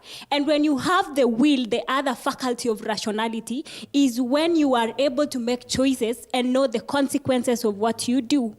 Now, let's come back. Putting the president in a casket. Now you look back and see whether that thing is moral. That thing, of course, is immoral. Because from the fact that you've taken someone who is not yet already at the deathbed, that is something so serious to think about, first of all. Let me tell you an example. During your time, or we can rather say during the post-colonial times, there was no, the technology was not so advanced. But right now, since there is a creation of the AIs and the things, the advancement in the technology, now the Gen Zs are coming to think that when we use the AI to do what we want, they don't focus on what the consequences will be. So I would rather ask the people, or rather the youth or people putting the president in the casket, that they first of all must look at what the consequences are. You are not supposed to make someone die before their time comes. Okay, you might say that the president has problems, but now I would like to ask people that we have to, our work, in the next Vision 2030, we want to see ourselves not as a third world country, but we want to be, people say Americanization, if you've heard. So therefore, if we need to be in the place where America is, we need to pray for our country and ensure that whatever we do gives us the accomplishments that we'll be smiling at in the year 2030. I have a question for you, Chepkoech. It's okay. One would argue, and I think it's been said here, that the severity of the situation in the country, the pain that the youth of the country are feeling, justifies the expression of the visuals that have been spread all around, that have offended the president. What would you say to that? Thank you so much for bringing back the question to me. The way I would handle that, we can say that the situation in our country is worsening. But there is a way to speak out to the president to tell him that the situations are worsening. And when we speak to the president in the right manner, not putting him in a casket, then we are trying to bring out something that is more clear, rather than making things to be vague. So I would think that morality should be something that should be more focused. People should be able to understand what is moral. We should not focus on the immorality. We should not focus on the negatives, but rather we need to look at the positives to be able to bring our country and focus on what we are aiming at during the Vision 2030. All right. All right, Ruth and Jim Jeff, sharpen your wit. Let's listen in to what other Kenyans have to say, and then we'll be coming back to you.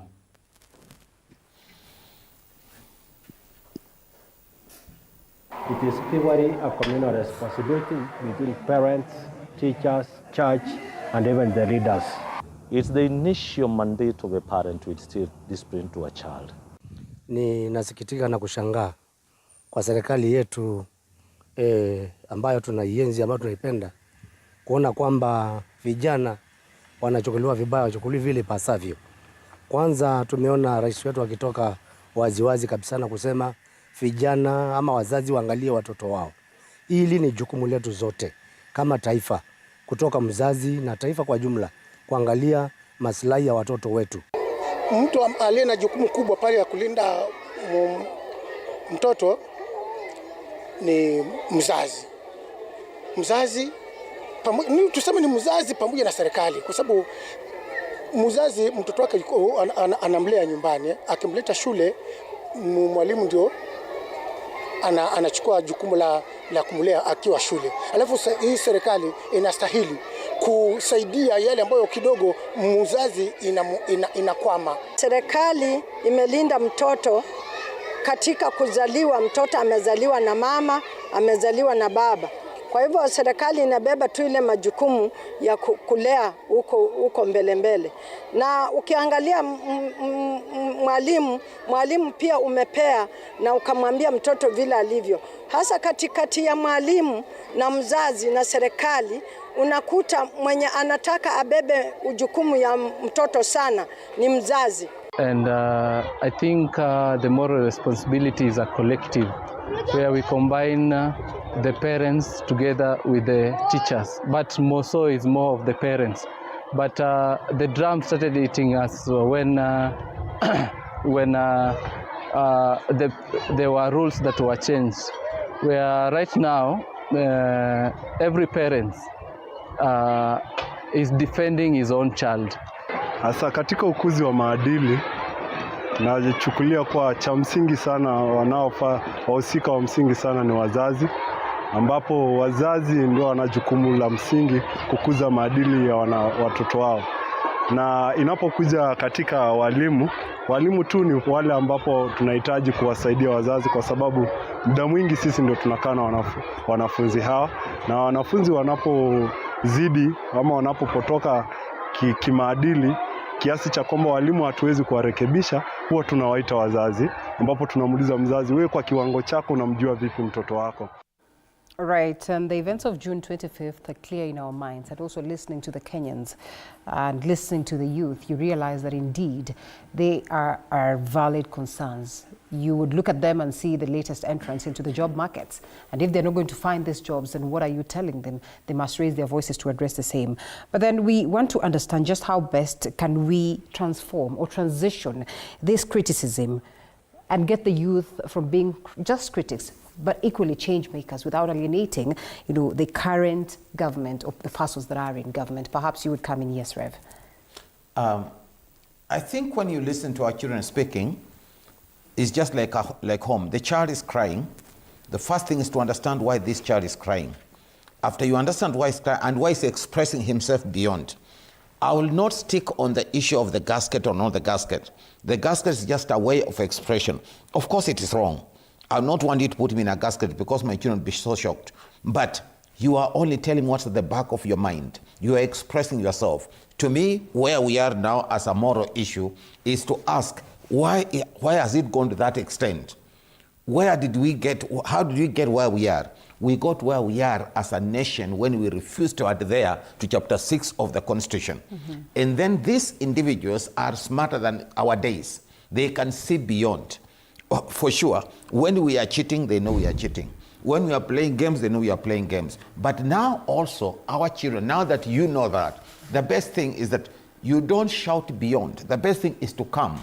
And then I come, we have a national conversation to find out what is the next course of action to agree. We'll not agree because you have put me in a gasket. It will do nothing. Actually, it's just an expression. But we'll agree because I have seen you, I have analyzed you, and then we come home and agree, this is how we want to run.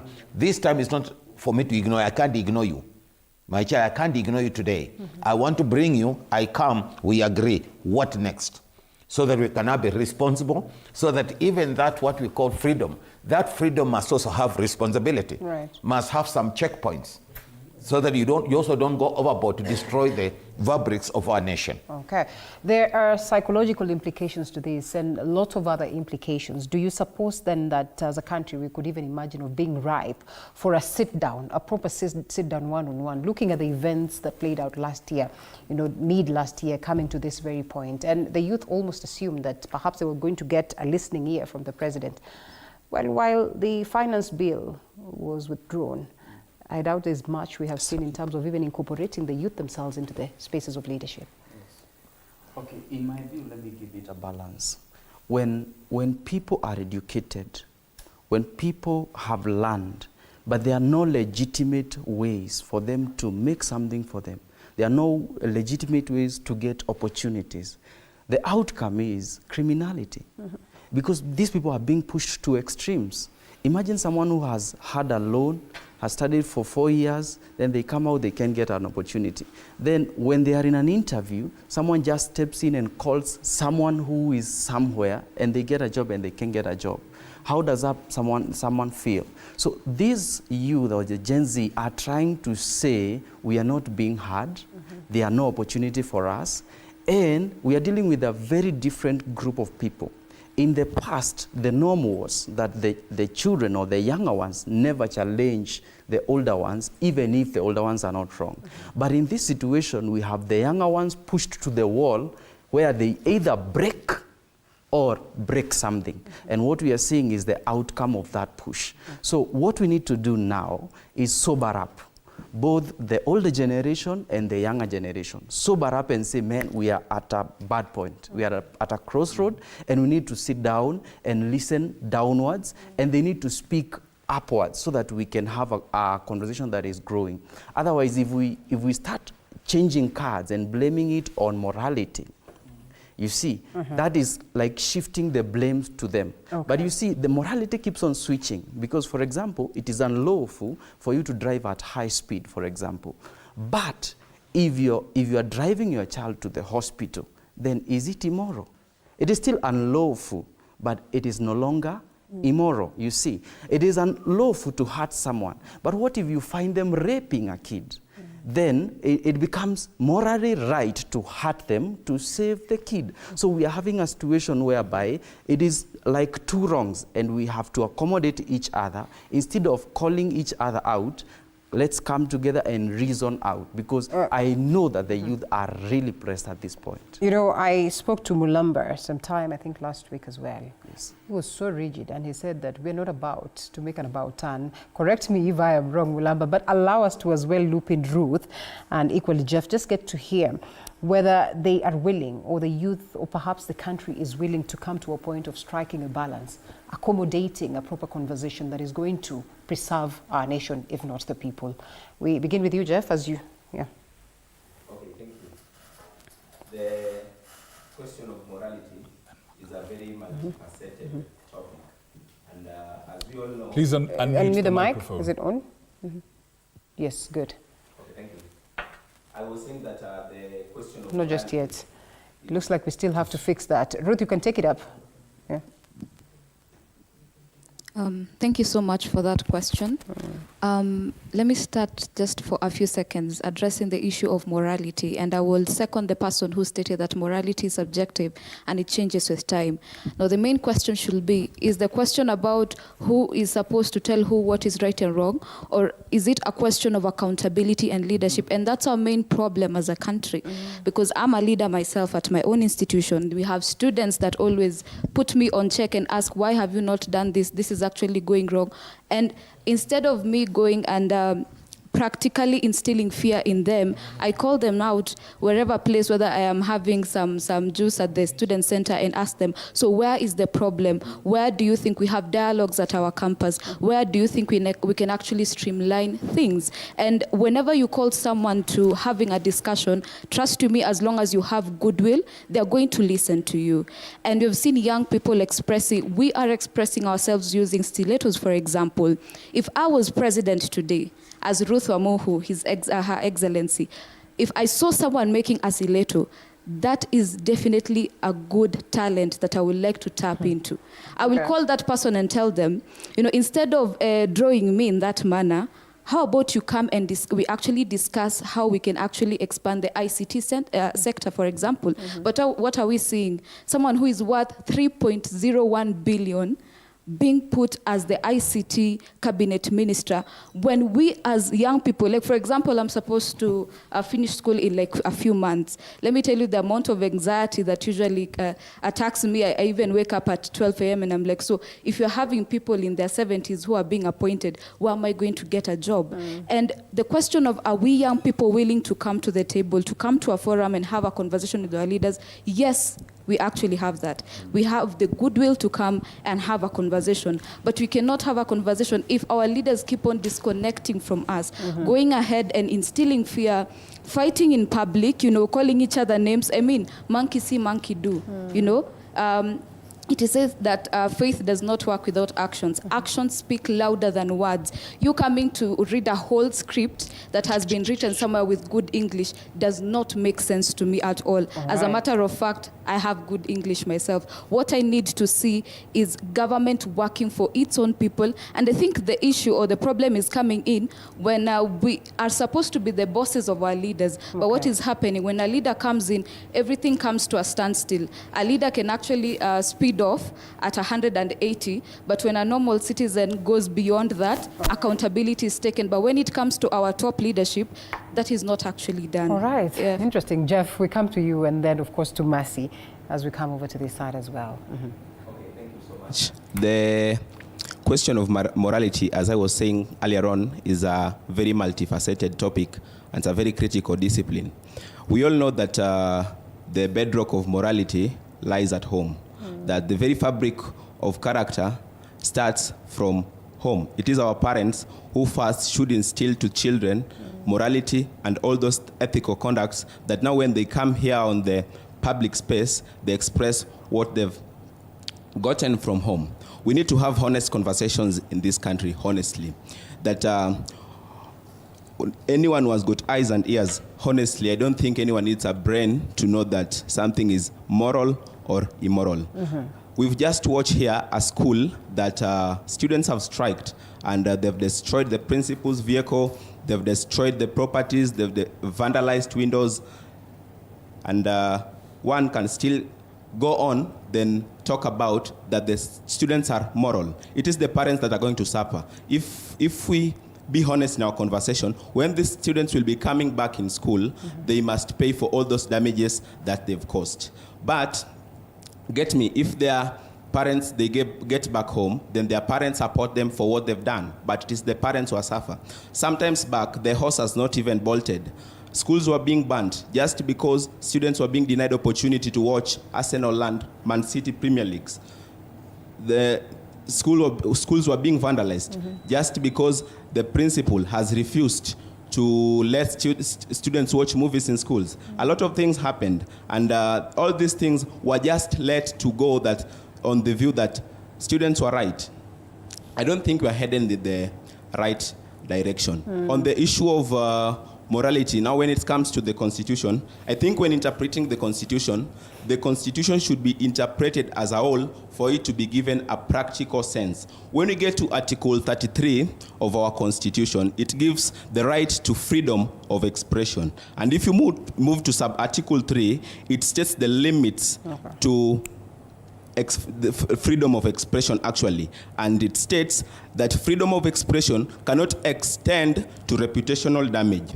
Now we go to Article 31, which talks about the president. The president is the symbol of national unity. Putting the president in a casket, meaning now you've put unity in a casket. You've now destroyed and killed unity. You've guillotined unity. You've placed it in a casket. Then you still want the country to proceed in a good direction, then saying that now there's unity. Things are moving on well in the country.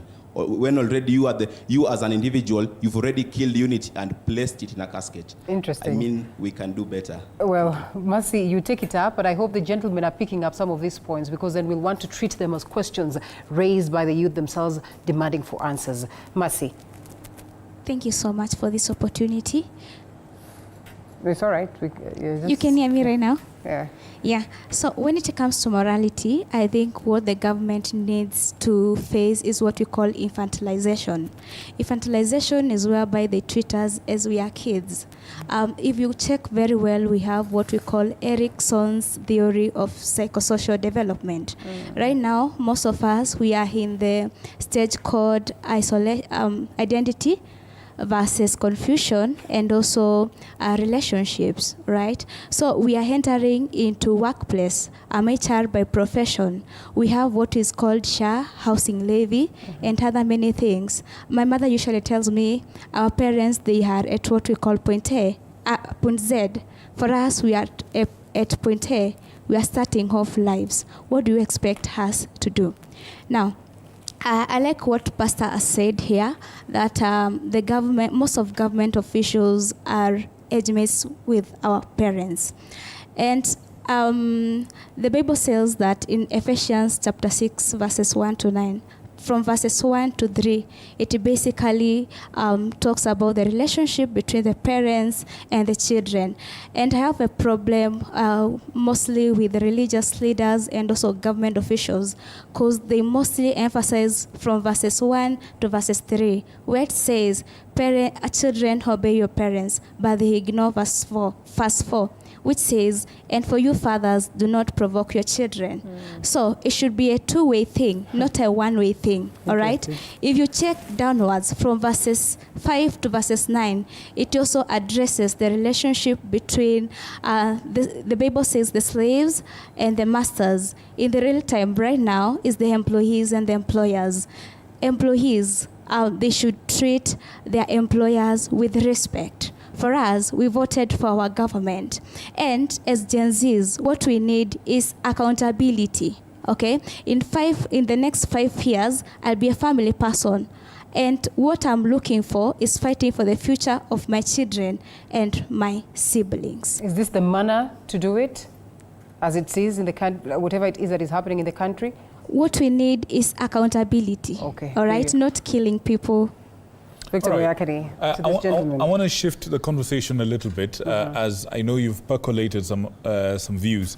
One of the things the president said in connection to the subject of morality was crime and the high rates of crime that have shown up in the last few months. And he connects that to degeneration in morality in society. First of all, is the president justified to connect morality to high crime rates? Number two, what solutions should be there to address that scenario? Let's start with you, Mwalimu, and then Hussein. Okay, thank you very much for this opportunity again.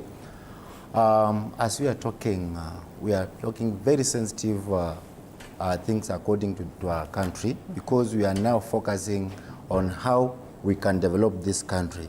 So as we talk about morality, the president himself is doing a mistake as a leader, because as citizens or electors who elected him, we're supposed to see what he promised.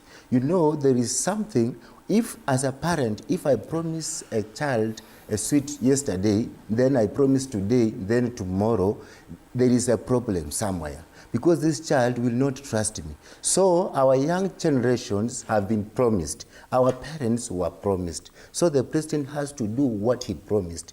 But if it is not there, you come as a father, if you promised a child, you come and say, today I did not get the sweet. So the child will understand your standing. So if the president promised people that I will do this and this and this, then they are not saying, now the problem has just come. And you cannot use a problem to solve a problem.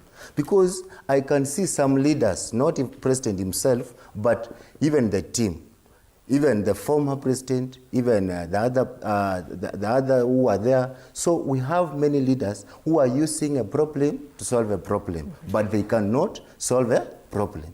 In fact, they are creating more problems. So as a country, we are burning our country.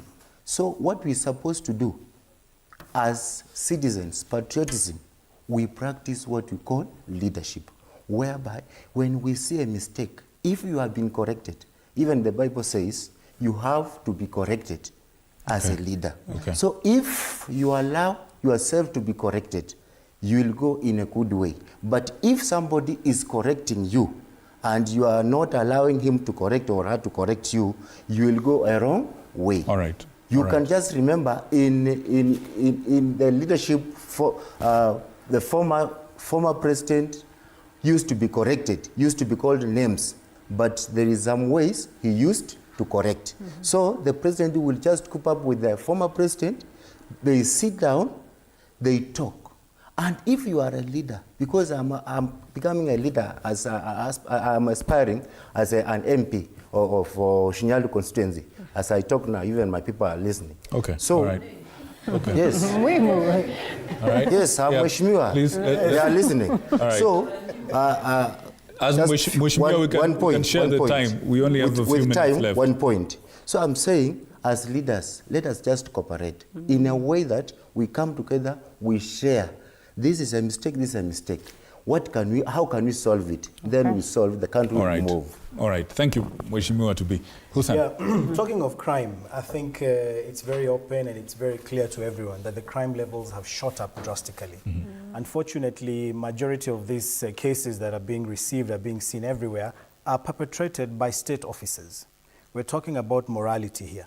You know, the question is, why are you putting someone in a casket using AI? Well, there are families, over 62 families. Their kin were put in physical caskets, and they're 6 feet under right now. 6 feet under right now as we speak. This individual has the power. He even promised that every family, we will look into this issue. Absolutely nothing has been done to any of those families. We have over 80 Kenyans who have been abducted. We have videos on CCTV cameras. We have evidence of police shooting at journalists, if you recall that. Investigations have been undertaken, but absolutely nothing has been done. And we are asking about morality. We are here discussing an AI picture of an individual in a casket. When families are crying right now, mothers cannot even, I'm from Nakuru. I rushed here so that I can make it to this program. KWS officers have abducted an individual. And when people went to report, they told the family, wait for 48 hours, the body will rise up. And we are discussing morality. We are discussing an AI image when people are suffering physically. Mothers are crying, you have children. This guy has 2 children, a 6-year-old and a 2-year-old. The wife right now does not know if she has a husband. And you have individuals in offices who can do something to bring justice. And you are yapping as the Cabinet Secretary Murkomen, saying this and that. I think we have to question ourselves. When you are saying this is immoral, why are we applying the morality question subjectively? All right. You want morality on social media, but you don't want morality in actual life, where people are suffering and you're doing nothing about it. So I think we need to ask ourselves these questions twice. All right. Do you think there's a connection between the rising crime cases and the degenerating morality, according to the president? I think the issue is threefold. Number one, the first issue is the issue of corruption in our country. When opportunities are literally being denied from people and they are left with no options, a lot of time they end up degenerating into crime and this kind of things. So when opportunity is being taken away or not being provided, there's little you can expect from that. So that is number one. Number two, there is that issue of parenting. Parenting is a small issue because it treats the child from 0 to around 18 years. But once they are released into the world and they are pressed, then the way they react back is different. The third thing is the generational disconnect. There seems to be an obvious generational disconnect where the older generation and the younger generation don't seem to understand each other at all. And what we are actually headed to is a generational crisis. We have Gen Z and we have Alpha that is coming up, who are speaking a totally different languages, are very well exposed, very well learned. They can get information from wherever they can get, and they know what is supposed to happen. But the other generation feels like we should continue with the old script where we operate the way we've always operated. A few get opportunities, many are denied, and the rest are silenced. I think at one point, the pot will blow.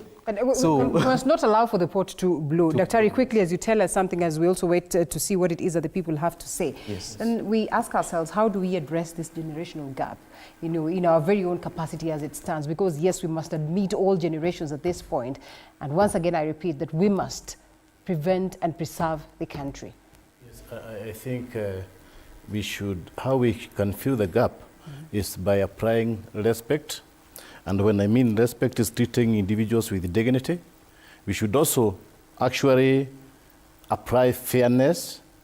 And fairness is when we treat people justly and equitably, because there is no equitable treatment to our youth, there's no equitable treatment to the poor. Parents are crying because of the shambles in the education system. The poor cannot access education. The children of the poor, our children, cannot be able to go to the universities. Some are still at home. 1 year after the intake, HEB has not been able to control the system, because what was the haste of bringing a new system when there was another system that could have been improved? And we keep on asking if it was not being commercializing and privatizing our university education. I come from a poor family. I represent the poor. I am not vying for any position, but I request for equitable sharing of resources. Because if we don't equitably share resources, then we are destroying a generation. I also call upon the government to be fair, because it is also very immoral to bring a system of education known as CBC, whereby you cannot divine it. Nobody knows what it is. Nobody knows what is a pathway. The secondary schools doesn't know their strength. The primary schools doesn't know what to do. And everything has been commercialized. So I think it is important that we go back to the moral question. We must actually be fair to one another. Fair enough, Daktari. Asante sana. Allow us to just go to this, and then we'll come back to you, Rev, as well as the three gentlemen, that is Omonsa, as well as Isaac and Mulamba. I'd love for you people to tell us whether it will be ethical then for the Gen Zs to refuse any form of engagement with government due to the past failures. And of course, we'll be coming to that, as well as just getting to understand how then we get to balance this question of activism. Let's have them projected so that we can as well respond as well, appreciate the people at home. Critiquing the government isn't immorality. It's just creating environment which is pedagogical, teaching, and of course learn to the next generation that it's actually democracy. If any leader is annoyed, let him her tell us the most so-called righteousness way to criticize the government. Coffins and other forms expressions are just sign of anger's expressions and not a big deal. What else do we have? And then, of course, hello, I am Sore Dennis from Kakamega. To me, a moral behavior is a parent who is supposed to monitor the children. Because if you are trained or well-trained by your parents to have a respect to the peoples, then, of course, how come you want to lose it because of influencers? Valid questions. Is there another one? Yes, I don't know why we are lying to the Gen Z that young people have never revolted before. Section 2A was repealed as a result of youth revolt. More than 20 young people were shot dead as a result. Others were jailed and some maimed. A number of individuals who were arrested in relation to Muyakane activities were equally activities were equally young people. Let's give our young people the right history so that they also learn and appreciate past efforts. And it's a fact that young people are putting leaders in coffins because of other avenues, or other avenues haven't worked. Defiance is a strategy in war. Beautiful. Well, let's allow us to go back to this. I know there's a lot of feedback, and the reality is that we began by acknowledging that this is not new. It's just that we want to understand what is the difference between what is happening now and the traditional way of revolting. Once we come to you quickly on that matter, would it be proper for the Gen Zs then to have a sitting with government, or perhaps they should say no because of what they have witnessed historically? Actually, saying no, it's immoral. Saying no, that you can't sit the president, it is immoral. Like I repeat again, we gave him work to do. We expect him to do. How can we hold him accountable if we can't sit and question? And we appreciate our president, because our president has been in town hall meetings. He has come down to listen to us. He has come down to talk to us, to remind us what he has done. Sometimes he might choose not to say the truth, sometimes. He might choose not to say the truth. But again, most of the time, things that he has done, like we have seen a success story of Shah working there. We have seen a success story of the number of employment opportunities. Na mimi nataka, by the way, before nisahau, niko nataka kukumbusha tu mavijana wangu pale mtaa. Hawa wase watawaambia eti sijui asiyefunzwa mama ufunzwa na nani, sijui ufunzwa na mamako. Trust me, ile siku utashikwa, mamako hatakuwa, you will be alone. you'll be alone. So let us be moral. Let us know how we are engaging with the government. Okay. As young people, sisi vijana wadogo, we should be there to support the government, not asking what is the government doing for me. You, what are you doing for the government? So that's why as young people, we have come together and we have said, as the Presidential Youth Delivery Unit will be here to support the government, to support the president, and to ensure. I have heard people here talk about eti watu waliuliwa juzi, watu nini. Yes, they were killed, and we tunaombea familia zao ziweze kupata how do you call it? Yes. Like waweze how do we call it? Yeah, strength to and peace and all that. I'm sorry, okay? But again, I'm just asking our youth. We are not ready to bury more young people.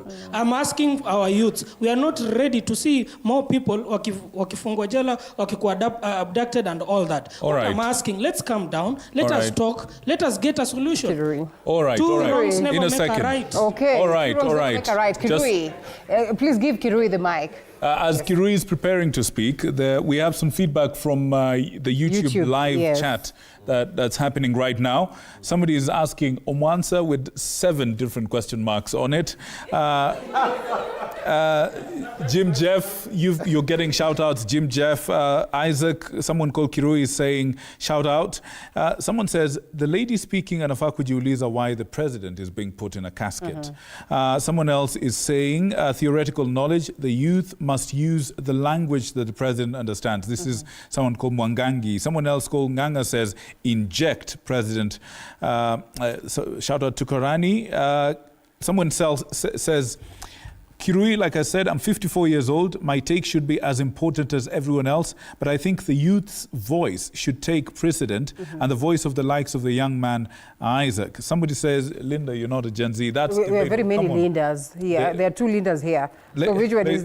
ladies and gentlemen. What are they referring to?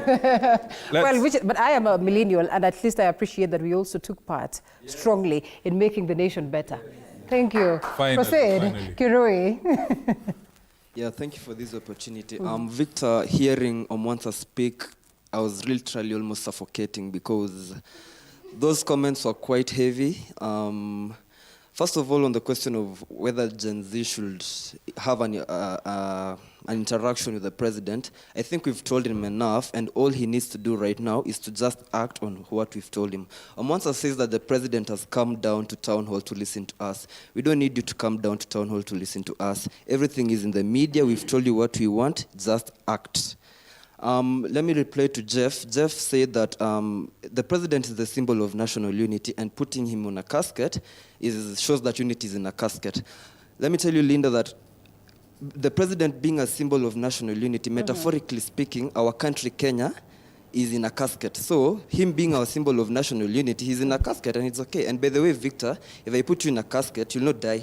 You're still alive. It's only a picture. Come on, let's just be realistic. You won't die. And I think what we need from our leaders today is that we don't need content creators. We need leaders with a true vision for our country, leaders who are taking us to the tomorrow that we want. We don't want leaders who are going to turn this country into a banana republic. We don't want leaders who are going to take us to where some countries in Africa are in a very bad state. And so, Victor, our country is in a very, very sad state. And as Gen Zs, you're saying that it doesn't end right now. We are going, we just got started, we are gearing up, and sema kimeumana. All right, as Mulamba's come, let's have a listen at what the Reverend Rev wanted to say something, yes. I think I just wanted to answer the issue. Is crime connected to the level of morality in the country? I wanted to say yes. How is it connected? Simple as this. There is the issue of SHA. There is that lady in Kenyatta Hospital who was crying and shouting before the cabinet secretary, saying it is not working. She is angry. She feels frustrated. If she's not able to pay and she's not able to meet her need at that particular time, she can do anything before she gets to her house. So what do we do? Just let's listen to them. Please, let's turn away from psychophancy and look at reality and then discuss. She gave us, because she seemed to go to church, she gave us a scripture that we need to follow. And that scripture suggested you talk, I talk, we agree. Not you tell me because you are big and I go with what you want. And you abduct me.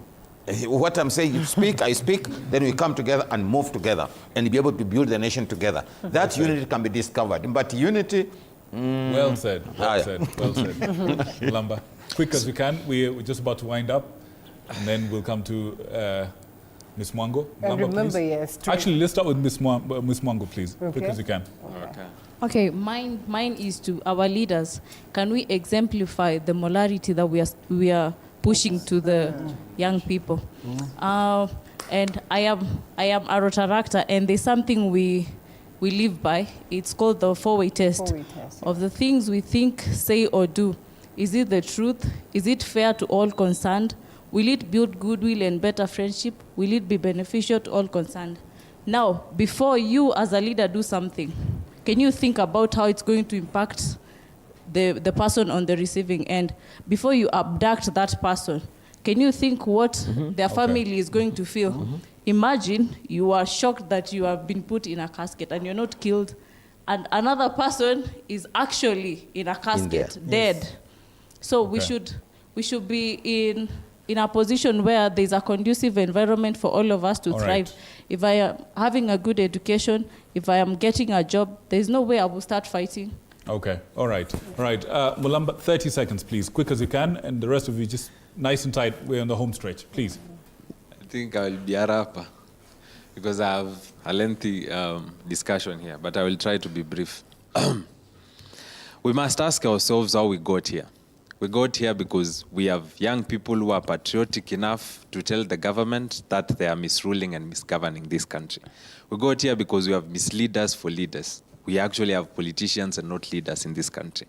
That is exactly something that we've been missing.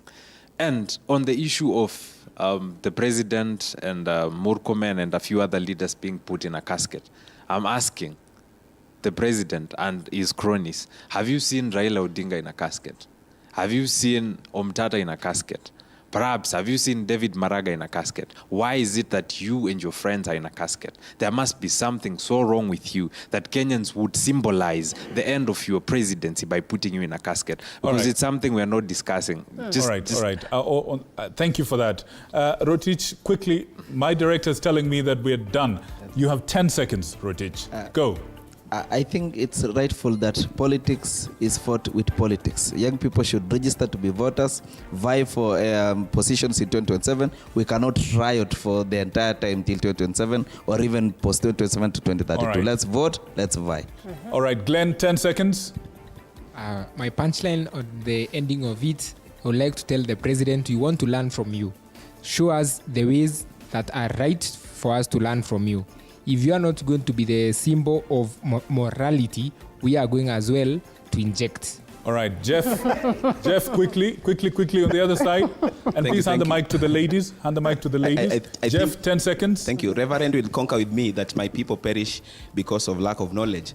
I call up upon parents to come mix things up so that they show the Gen Zs the right way to go and let not this country descend in chaos. Thank you. All right, Ms. Macau, 10 seconds. Yeah, my call today is to our politicians. They should be leaders, not managers. They should lead by examples. And again, I want to agree with my friend here. Gen Zs, let's come out. We need to lead. All right, Thank you. Linda, 10 seconds, please. My lead is to the leaders in the country, that they should try and teach everyone what morality is. And another lead is to my parents for raising the moral person I am right today. All right. Yeah. Excellent. You had to inject. Final thoughts, 10 seconds, please. My clarion call to our leaders is for them to involve young people in their activities.